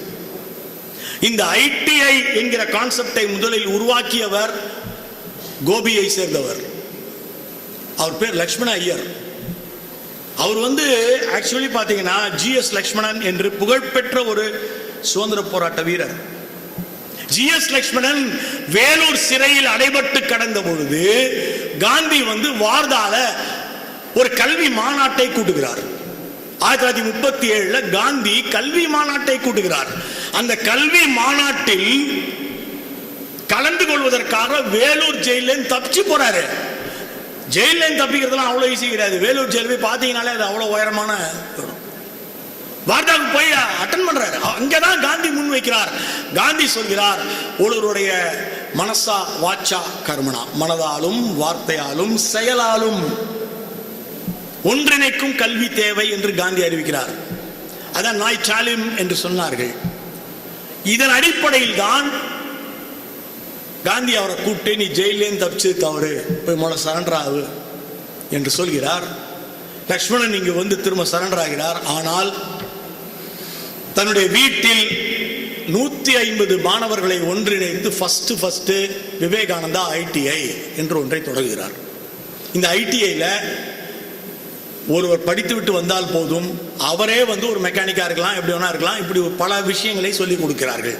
பட்டறை தொழிலை சொல்லிக் கொடுக்கிறார்கள். இதன் அடிப்படையை ஃபர்ஸ்ட் உருவாக்கியவர் லக்ஷ்மணன். அதன் பிறகுதான் தக்கர் பாபா அதை கையில் எடுக்கிறார். இந்தியா முழுவதும் இன்னைக்கு ஐடிஐ இருக்கு. ஆனா காந்திய முறைப்படி தான் ஐடிஐ வந்தது என்பது வரலாறு. அதையும் முதலில் செய்தவர் தமிழகத்தினுடைய லக்ஷ்மணன் என்பது இங்கு நான் சொல்ல வேண்டிய கூடுதலான வரலாறு. சரி, பாலிடெக்னிக் அது எங்க இந்தியா வந்துச்சு? தமிழ்நாட்டில் தான் முதல்ல வந்தது. தமிழ்நாட்டில் உள்ள பாலிடெக்னிக்கை ஏற்படுத்திய மனிதர் தான் ஜிடி நாயுடு. ஜிடி நாயுடு, நான் அப்ப 9th படிக்கிறேன். நான் காப்பரமத்தியில கவர்மெண்ட் ஹையர் செகண்டரி ஸ்கூல்ல, இப்ப ஹையர் செகண்டரி, நான் 9ஆம் வகுப்பு படிக்கும்போது ஒரு நாள் நல்ல மழை. நான் ஜிடி நாயுடுவை சந்தித்த கதையை சொல்கிறேன். மாபெரும் அறிஞர், கண்டுபிடிப்பாளர், இந்தியாவின் எடிசன் என்று போற்றப்பட்டவர். திடீர்னு பார்த்தா எங்க ஸ்கூல் வாசல்ல ஒரு, அப்பெல்லாம் நாங்க என்னன்னு சொல்லுவோம், பிளஷர்னு சொல்லுவோம். 4 வீல் வச்ச காருக்கு பேர் பிளஷர். பிளஷர் வந்து நிக்குது. பிளஷர்ல ஒருத்தர் இறங்குறாரு, நேரா எச்எம் ரூமுக்கு போறாரு. எங்க ஹெட்மாஸ்டர் சார் அப்ப இருந்தவர் அப்துல் காதர் ஓடி வந்து, ஐயோ சாமி சொல்லுங்கன்றாரு. செம்ம உயரம். நாங்க கிளாஸ் ரூம்குள்ள இருந்து பார்த்துட்டு இருக்கோம். நல்லா ஒயிட்டா ஒரு ஜிப்பா போட்டிருக்காரு, வேட்டி, தெளிவான மனிதர். நேரா உள்ள போனாரு, ஹெச்எம் பேசினாரு. ஓ மோட்டார் இருக்கா யாருன்னு கேட்டாரு. மோட்டர்னா ஹெச்எம். அங்க பார்த்தா ஒரு ஃபேன் ஒன்று, டேபிள் ஃபேன் சுத்திட்டு இருக்கு. இது போதும்னாரு. அங்கேயே அக்கா டேபிள் ஃபேனை கழட்டினாரு, உள்ள இருக்கிற மோட்டர் எடுத்துட்டு போனாரு கார் கிட்ட. அவரே கண்டுபிடித்த வைப்பர் கார்ல வேலை செய்யல. இந்த மோட்டரை போட்டு பாக்குறாரு, வேலை செய்யுது. வைப்பர் ரிப்பேர் இல்ல, மோட்டர் தான் ப்ராப்ளம், நான் போய் பாத்துக்கிறேன் அப்படின்னு திரும்ப மோட்டரை எடுத்துட்டு வந்து அந்த ஃபேன்ல பொருத்தி திரும்ப அந்த ஃபேனை ஓட வைத்தார் ஜிடி நாயுடு. இதெல்லாம் நாங்க கண்ணு எதிர்க்க பார்த்துட்டு இருக்கோம். நம்ப முடியாத மனிதர். அவர் ரூம்ல இருந்து வெளியே வரத்துக்குள்ள என்ன பண்ணாரு, எங்க ஹெட்மாஸ்டர் எங்களெல்லாம் கூட்டு மரத்தையில் உட்கார வச்சிட்டாரு. இப்போது அறிஞர் விஞ்ஞானி ஜிடி நாயுடு பேசுவார் அனௌன்ஸ் பண்ணிட்டாரு. அதான் நல்ல எச்எம்முக்கு அடையாளம். இந்த ஜிடி நாயுடு எங்கள் முன்னால் வந்து நின்னவருக்கு வரவேற்புரை அப்படிங்கிற பேர்ல என்ன பிடிச்சி தள்ளி விட்டாங்க. நான் ஜிடி நாயுடுவை பத்தி வரவேற்புரை சொல்றதுக்கு போல நான் படிச்ச 2-3 புக்கெல்லாம் பத்தி எனக்கு வேற என்ன செய்யறதுன்னு தெரியல. நியூஸ் பேப்பர்ல படிச்சது அது இதெல்லாம் வச்சு அறிவியலை பற்றி பேசி ஒப்பேத்தி விட்டேன். அன்றைக்கு நான் பேசி முடித்ததும் ஜிடி நாயுடு அழைத்து கேட்டார், இப்போது நீ என்ன படித்துக் கொண்டிருக்கிறாய் என்று கேட்டார். அந்த குரல் இன்னும் ஒலித்துக் கொண்டிருப்பதால் நான் இப்போதும் வாசித்துக் கொண்டே இருக்கிறேன். அந்த ஜிடி நாயுடு ஒரு கல்லூரியை தொடங்குகிறார். சார் மொத்தம் 70 கண்டுபிடிப்புகள் சார் ஜிடி நாயுடுவோடது. அவரே செஞ்ச கால்குலேட்டர் அப்போதே விற்கப்பட்டது. பெரிய சைஸ்க்கு அவன் ரேடியோ வச்சிருந்த பொழுது இத்தினூண்டு. அவர் சொன்னாரு, நான் மிக விரைவில் தீப்பெட்டி அளவிற்கு ஒரு ரேடியோ கொடுப்பேன்னு சொன்னார் அறிஞர். அவர் ஸ்டார்ட் பண்ண இன்ஜினியரிங் காலேஜ்ல 3 விஷயங்கள் அவர் முன்மொழிந்தார். இப்பெல்லாம் இன்ஜினியரிங் காலேஜ் 4 வருஷம். அவர் சொன்னாரு, 1 வருஷத்திலேயே தியரியை முடிச்சிடலாம், மீதி 3 வருஷமும் நான் அவனுக்கு வேலை கொடுத்துட்றேன். பல்வேறு பணிகளை செஞ்சு இங்கேயே அவன் சம்பாதிக்க ஆரம்பிக்கிட்டோம். அவனுக்கு வந்து தொழிலிலும் அவனுக்கு வந்து ஃபுல் பிராக்டிஸ் கிடைக்கும். அவனுக்கு இதான் மெத்தடுன்னு சொல்லிட்டு அந்த மெத்தடை தன்னுடைய கல்லூரியில் அறிமுகம் செய்தார். இந்தியாவில் கிண்டியில் இருக்கிற இன்ஜினியரிங் காலேஜ் தான் ஃபர்ஸ்ட். ஆனால் அது கவர்மெண்டோடது. தனியார் பொறியியல் கல்லூரி என்றால் இந்தியாவிலேயே முதலில் உருவாக்கிய பெருமை நம்முடைய ஜிடி நாயுடு அவர்களை தான் சேரும்.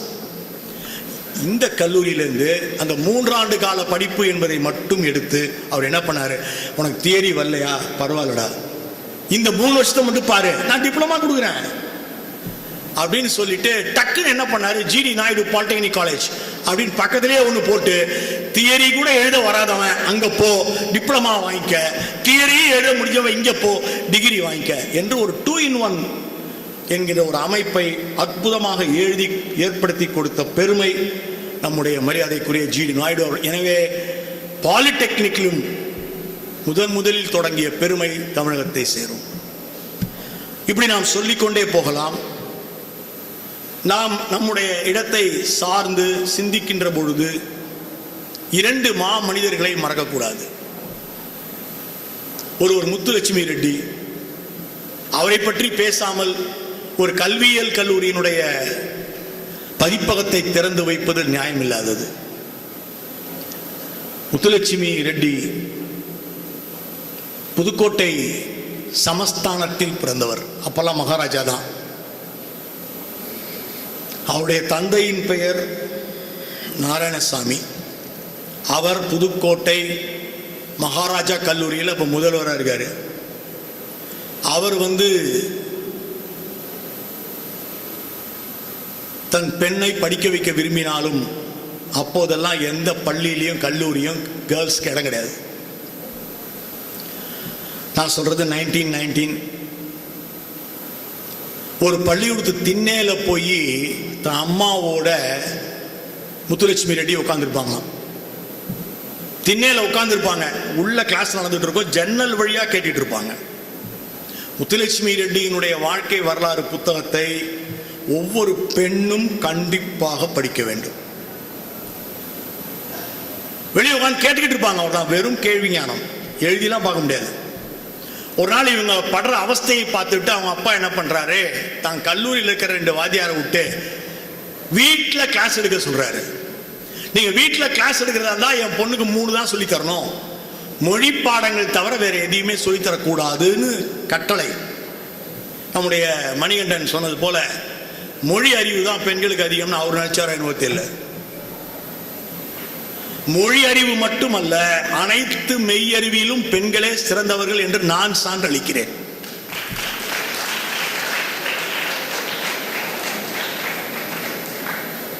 நிலாவுக்கு ராக்கெட் அனுப்பிச்சிட்டோம். அப்போலோ ராக்கெட் மிஷன் நிலாவுக்கு போக வேண்டும் என்றால் 3 பெண்கள் உட்கார்ந்து இங்க இரவும் பகலும் கால்குலேஷன் போட்டதுனால தான் அது சாத்தியமானது. அந்த கால்குலேஷன் போட்ட ஒருத்தரோட பேரை தான் உங்களுடைய கணித மையத்தினுடைய தலைப்பு பெயராக அந்த பெண்மணியின் பெயரை தான் நீங்கள் வைத்திருக்கிறீர்கள். அதற்காக நான் இந்த கல்லூரியை மிகவும் பாராட்டுகிறேன்.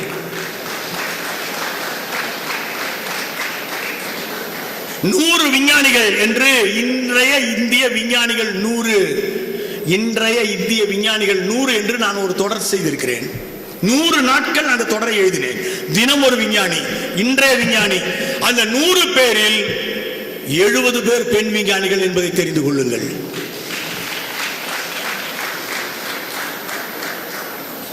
எனவே முத்துலட்சுமி ரெட்டிக்கு இதைத்தான் சொல்லி கொடுக்கணும்னு பேராசிரியர் நாராயணசாமி நியமித்த ஆசிரியர்கள் அவரை ஏமாற்றினார்கள். குறுக்கால போய் அந்த பொண்ணுக்கு சயின்ஸ், மேக்ஸ் எல்லாத்தையும் சொல்லி கொடுத்துட்டான். மெட்ரிகுலேஷன் தேர்வில் எழுதணும், மெட்ரிகுலேஷன் தேர்வு எழுதணும். முத்துலட்சுமின்னு பேர் கொடுத்தா எழுத விட மாட்டான்.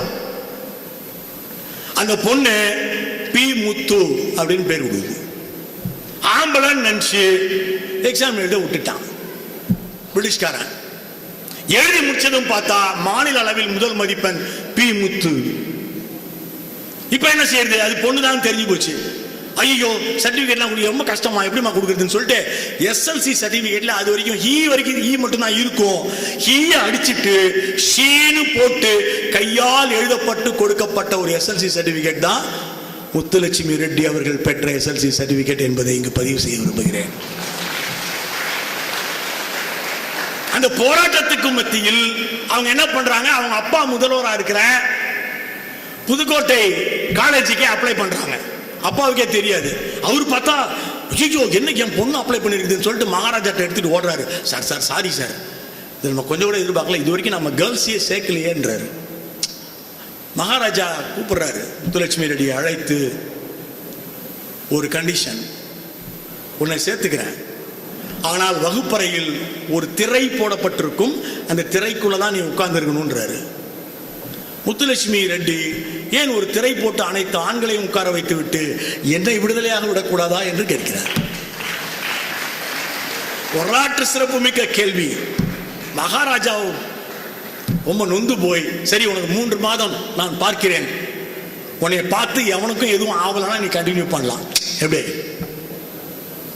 அங்கு படித்தது மட்டுமல்ல, மெடிக்கல் காலேஜும் ஜாயின் பண்ணி அங்கும் தமிழகத்தில் முதல் மதிப்பெண் பெற்று இந்தியாவின் முதல் பெண் மருத்துவர் என்கிற பெருமையை பெற்றவர் முத்துலட்சுமி ரெட்டி. அப்போ இங்கிலாந்துக்கு போறாங்க சார். இங்கிலாந்துல ஒர்க்கிங் உமன் காங்கிரஸ் நடக்கிறது. அங்க போய் பேச போயிட்டு திரும்பி மெட்ராஸ் ஏர்போர்ட்ல இறங்குறாங்க. அப்போ ஒருத்தன் போய் கேட்கிறான், நீங்க எந்த குலத்தில் பிறந்தீர்கள்? நீங்கள் பிறந்த குலம் தேவதாசி குலம் என்று சொல்கிறார்களே, உங்களுக்கு உங்க ரத்தத்தில் எப்படி இவ்வளவு அறிவு வந்தது? அப்படி சொல்றாங்க. அப்ப அவங்க சொல்றாங்க, எல்லா பெண்களுக்கும் அறிவு இருக்கிறது, என்னால் நிரூபிக்க முடியும். என்று சொல்லிவிட்டு நேரா போய் 1931 அவர் தொடங்கியதுதான் அவ்வை இல்லம். அவ்வை இல்லம் தொடங்கி 3 பேரை செலக்ட் பண்ணாங்க சார். நாமக்கல்ல 3 பேருமே தேவதாசிகள். கமலா, சாந்தா, காவேரி. இந்த 3 பேர்களை தமிழகம் மறக்கக்கூடாது. கமலா ஆசிரியரானார், சாந்தா மருத்துவரானார், காவேரி செவிலியரானார். 3 பேருக்கும் 3 அற்புதங்களை படைத்துவிட்டு அப்போது 1931 அவர் உருவாக்கியதுதான் இந்தியாவின் முதல் செவிலியர் கல்லூரி, the nursing college, that also in Tamil Nadu only.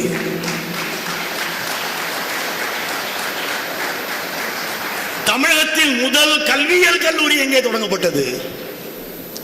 தமிழகத்தின் முதல் கல்வியியல் கல்லூரி 1887 ஆண்டு வேப்பேரியில் கவர்மெண்ட் நார்மல் ஸ்கூல் என்கிற பெயரில் தொடங்கப்பட்டது. Institute of advanced studies in education என்று மாற்றப்பட்டது. இந்த கல்வி நிறுவனத்தில் கல்வி கற்ற மனிதர் தான் டாக்டர் ராதாகிருஷ்ணன்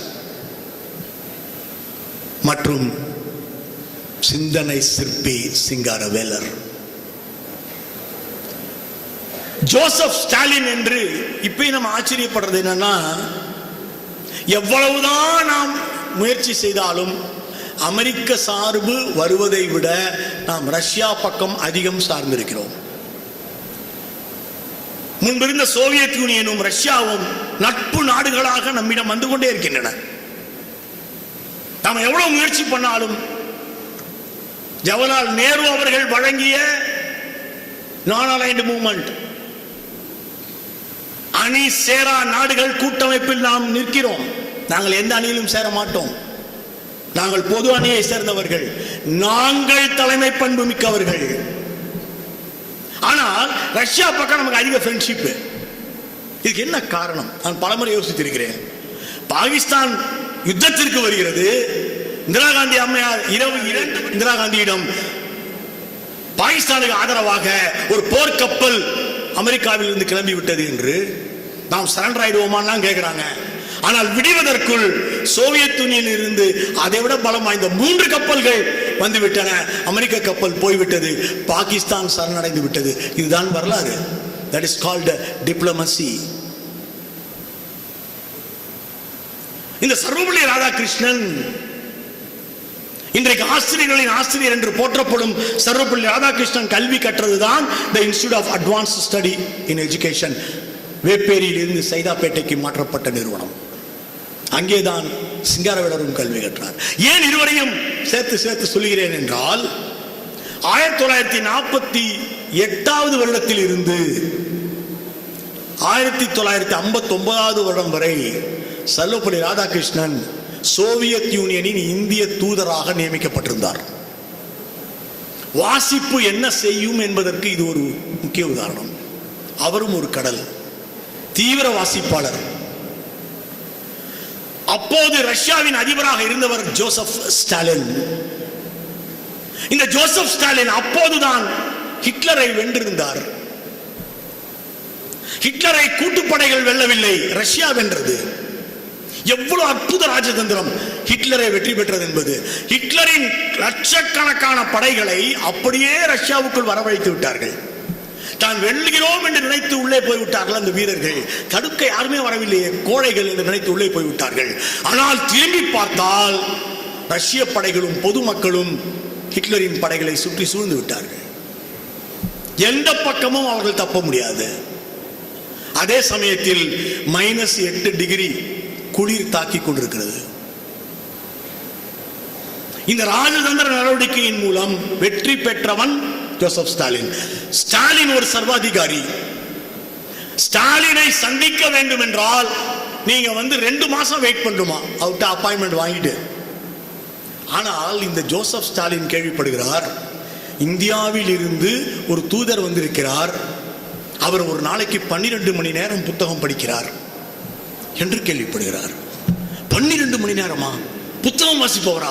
யார் அவர் என்று கேட்டுவிட்டு ஒரு நாள் ஜோசப் ஸ்டாலின் டாக்டர் ராதாகிருஷ்ணனை பார்க்க இந்தியன் எம்பசிக்கு வந்து விட்டார். வாசிப்பு என்ன செய்யும் பார்த்தீர்களா? ஈவே துர்கானவ் அவர்கள் மொழிபெயர்த்த திருக்குறள் ரஷ்ய மொழிபெயர்ப்பை டாக்டர் ராதாகிருஷ்ணன் ஜோசப் ஸ்டாலினிடம் அன்பளிப்பாக வழங்குகிறார். இது இன்னொரு அற்புதம். அப்படி வந்த ஜோசப் ஸ்டாலின் அன்று அறிவிக்கிறார், உங்கள் நாட்டில் புத்தகம் படிப்பவர்கள் அதிகமா? என்ன அற்புதம்! எப்படி நீங்கள் 12 மணி நேரம் படிக்கிறீர்கள்? இப்போது என்ன படித்துக் கொண்டிருக்கிறீர்கள்? அப்போதிலிருந்து ஜோசப் ஸ்டாலினும் ராதாகிருஷ்ணனும் புத்தக பரிமாறுபவர்களாக மாறுகிறார்கள். நட்பின் முதல் படி. ரஷ்யாவில் இருக்கிற மாஸ்கோ லெனின் என்கின்ற ஒரு பிரம்மாண்டமான லைப்ரரி இருக்கிறது. அந்த லைப்ரரிக்கு போன ஜவஹர்லால் நேரு அசந்து போனார். இந்த பக்கம் ஒரு லைன் முழுக்க சிங்காரவேலர் கலெக்ஷன்ஸ் என்ற அத்தனை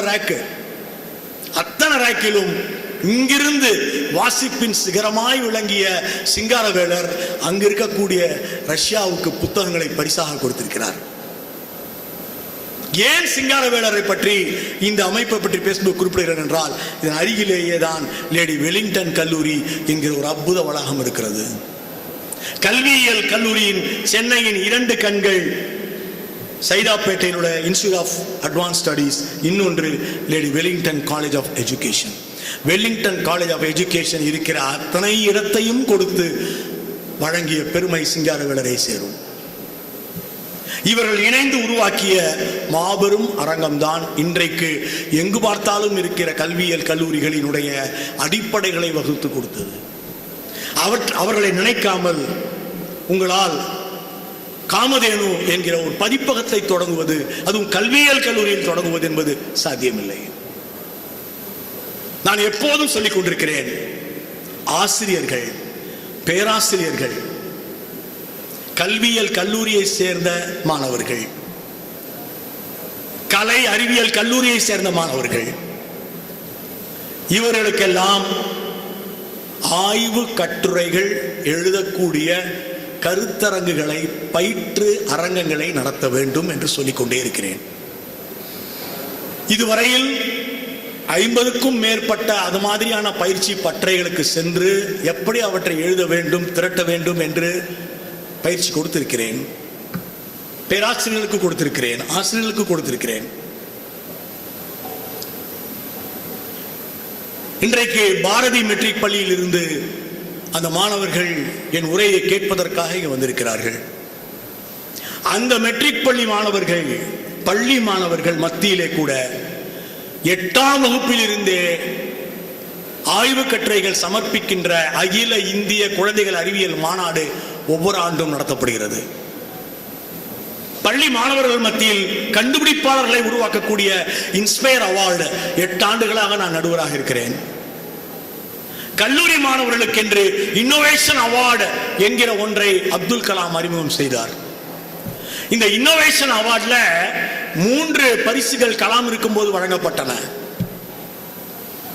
முதல் அந்த ஒரு பரிசை பெற்றவர் இந்தியாவில் இருந்து அற்புத மாமனிதராக இன்றைக்கும் உயர்ந்து நிற்கும் ஒருவர். ஹாட்மெயில் என்கிறதில் இருந்து லேசாக மாற்றி HTML ஹாட்மெயிலாக மாற்றிய அந்த மாமனிதர் சபீர் பாட்டியா அவருடைய பெயர். இந்த சபீர் பாட்டியா பெங்களூரிலே படித்துவிட்டு ஸ்டான்ஃபோர்டு பல்கலைக்கழகத்தில் சென்று இணைகிறார். இந்த சபீர் பாட்டியா அங்கு ஹாட்மெயிலை கண்டுபிடிக்கிறார். தன்னுடைய பல்கலைக்கழகத்திற்குள் இருக்கும் கணினிகளை இணைத்து நீங்கள் கடிதங்கள் பரிமாறிக்கொள்ளலாம். இன்றைக்கு அதுதான் இமெயில். இந்த கண்டுபிடிப்பை நிகழ்த்திவிட்டு கல்லூரியில் அப்போ அவர் 3rd இயர் படிக்கிறாரு. நல்லா நான் வச்சுங்க, நாம் இப்போது பயன்படுத்தி கொண்டிருக்கிற இணையத்தில் இருந்து இன்ஸ்டாகிராம் வரை அனைத்தையும் உருவாக்கியவர்கள் கல்லூரியில 2nd இயர் 3rd இயர் படிச்சவங்க. இங்க இருக்கும் 2nd 3rd இயர் மாணவர்கள், 1st இயர் மாணவர்கள் சிந்திக்க வேண்டும். கண்டுபிடிச்சு வீட்டுக்கு போயிட்டாரு. அப்படி ஒன்று இருக்கிறது என்பதை அறிந்து கொண்டு ஒரு நாள் பார்த்தா சாயந்தரம் யாரோ கதவை தட்டுறாங்க. சபீர் பாட்டி அவர் அம்மா போய் கதவை திறக்கிறாங்க. பில்கேட்ஸ் நிற்கிறாரு. அந்த அம்மா ஐயோ உள்ள போறாங்க. டேய் பில்கேட்ஸ் வந்திருக்காரா, என்னடா பண்ண, எதையா உடச்சியாடா அப்படின்னு போய் கேட்குறாங்க. நம்ம ஆளுங்களுக்கெல்லாம் பசங்க மேல நம்பிக்கை கிடையாது. உள்ளே அவங்க அப்பா வந்தாரு. அவங்க அப்பா இந்தியன் எம்பசியில வேலை பார்த்தவர். சார் நீங்களா சார், வாங்க சார் உட்காருங்க சார். என்ன உட்கார சொல்லிட்டு அவர் கேட்டார், சார் என் பையனுக்கு ஏதாவது ஒரு வேலை கீழே போட்டு கொடுங்க சார். நான் அதுக்கு வரல, அவனை கூப்பிடுங்கன்னாரு பில் கேட்ஸ். வந்து உட்காந்தாரு. ஹாட்மெயில் பார்த்தேன், வண்டர்ஃபுல் ப்ராடக்ட் அப்படின்னாரு. அம்மா நீங்கள் கொஞ்சம் உள்ளே போறீங்களா? இல்லை காஃபி சாப்பிட்றாரான்னு, ப்ளீஸ் கோ இன்சைட். டேய் என்னடா? அவங்க அப்பா உள்ள போங்கப்பா, உங்களுக்கு வேலை இருக்குல்ல, போங்க. சபீர் பாட்டியாவும் பில் கேட்ஸும் எதிரெதிரே அமர்ந்திருக்கிறார்கள். பாட்டியா மை ஸ்டோரி புக்கை படிக்க மறந்துடாதீங்க. பில் கேட்ஸ் கேட்கிறார், how much I have to pay? I want that product. Sir, I want $4 million. $4 million? Too much. Sir, $4 million, sir, I can do. முதல்ல அப்படின்னா என்னன்னு தெரியணும். ஒரு மில்லியனுக்கு எத்தனை சைபர்னு தெரியணும். $4 million நீங்க யார்கிட்டயாவது இதை வித்தீங்கன்னா நான் உங்களுக்கு ஆபீஸ்ல செலவு வைக்கிறேன், வரட்டுமா, பை அப்படின்னு சொல்லிட்டு பில் கேட்ஸ் போய் விட்டாராம். 3 ஆண்டுகள் கழித்து யாஹூ நிறுவனம், அப்ப அது பில் கேட்ஸ் கையில் இல்ல, யாஹூ நிறுவனம் ஹாட்மெயில் என்று அழைக்கப்படும் ஷபீர் பாட்டியாவின் மெயிலை $10 மில்லியன் கொடுத்து வாங்கியது.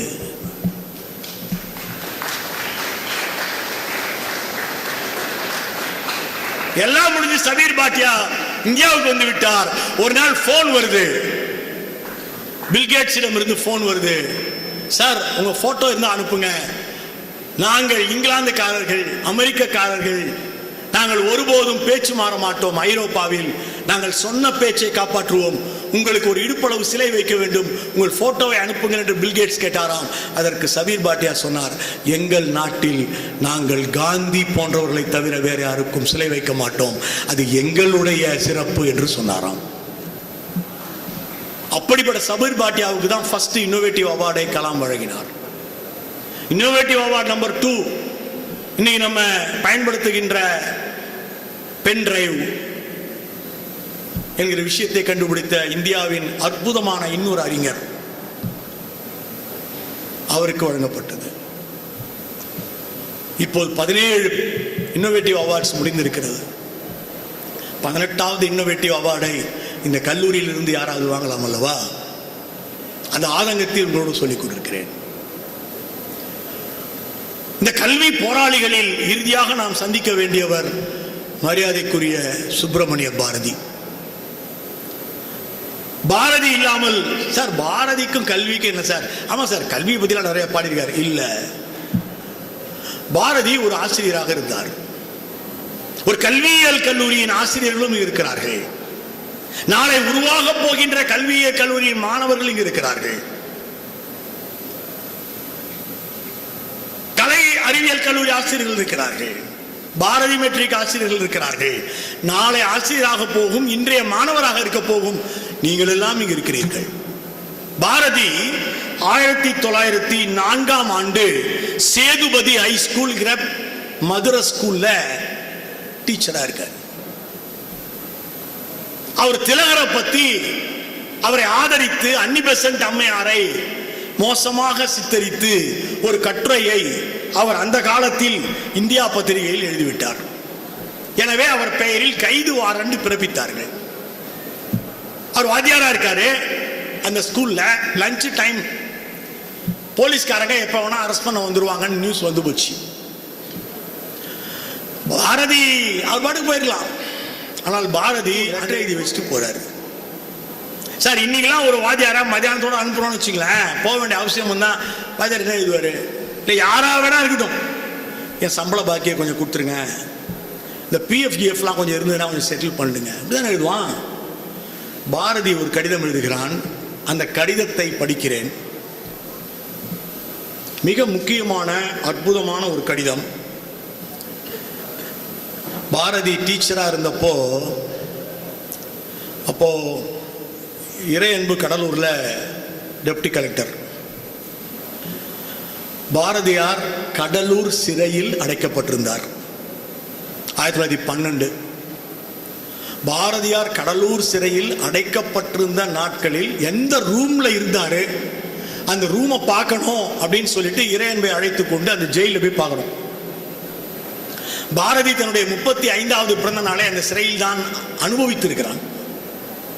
அந்த சிறையில் இருந்து கொண்டுதான் பாஞ்சாலி சபதத்தை பாரதி எழுதினான். பிரிட்டிஷ்கார மாதிரி ரெக்கார்ட்ஸை பேணி பாதுகாக்க எவனாலையும் முடியாது. அந்த டேட்ல பாரதியை பார்க்க யார் வந்தாங்க அப்படின்னு சொல்லிட்டு கரெக்டா எழுதி வச்சிருக்கான். சிங்காரவேலர்னு ஒருத்தர் வந்திருக்காரு, பாரதி கொடுத்த கவிதையெல்லாம் புடின்னு போட்டாரு எழுதிக்கிறான். அந்த ரூமை தேடி கண்டுபிடிக்கிறதுக்கு அப்போ வேதநாயகம்னு ஒருத்தர் கூட வந்தார். அவர் இராணுவத்தில் இருந்தவர், ரொம்ப வயசானவர். அந்த சேதுபதி ஸ்கூல்ல பாரதி வகுப்படுத்தப்போ படிச்சவர் அவங்க அப்பாவாம். ஒரு நாள் பாரதி எப்ப பாரு அவங்க அப்பாவை உன் தலையில களிமண்ணு தான் இருக்குது, உன் தலையில களிமண்ணு தான் இருக்குன்னு திட்டிகிட்டே இருந்தாராம். சாயந்தரம் ஆகும் பொழுது பாவம் இவன் நம்ம நொந்து போயிட போறான், இவனை போய் காலையில நம்ம இப்படி சொல்லிட்டோமே பாரதிக்கே தோணி போயிடுச்சு. அவ பாரதி எழுந்துரு என்று அவனை எழுப்பி நிற்க வச்சு போர்டு பக்கம் திரும்பி நின்றுக்கிட்டு, எல்லார் தலையிலும் மண் தான் இருக்கிறது புரிந்து கொள் அப்படி சொல்லிட்டு மண்டை அப்படின்னு போர்டில் எழுதி, இதுக்கு என்னடா பேரு? மண்டை சார். நீ எல்லாரும் தள்ள கை வைக்க. மண் பாத்தியா, எல்லா மண்டையிலும் மண் இருக்குல்ல, மண் இல்லாம மண்டை இல்லடா, உட்காரு என்று சிரித்து கொண்டே சொல்லி மாணவன் வீடு போவதற்குள் அவனை இயல்பு நிலைக்கு கொண்டு வந்து விட்டார். இப்படி பாரதியை பத்தி நிறைய டீச்சரா இருந்தப்போ என்னெல்லாம் செஞ்சாருன்னு இருக்கு. ஆனா இது கொடுமை சார். லெட்டர் எழுதுறான் பாரதி, என்ன திமிர் பாருங்க. ஸ்ரீமான் ஸ்ரீ ஹெட்மாஸ்டர் பேர் எழுதிட்டான். நமஸ்காரம், இன்றோடு நாம் விடைபெறுகிறோம். அடுத்த வரி,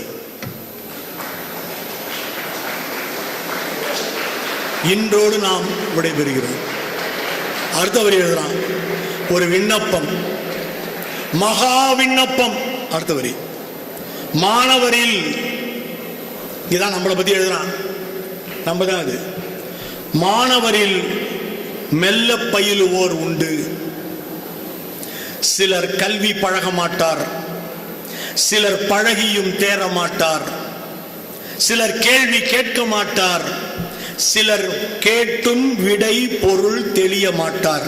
பாரதி எழுதுகிறான், சிலர் எதையுமே தெளிவுற காண மாட்டார், சிலர் தெளிந்தும் கலங்குவார்.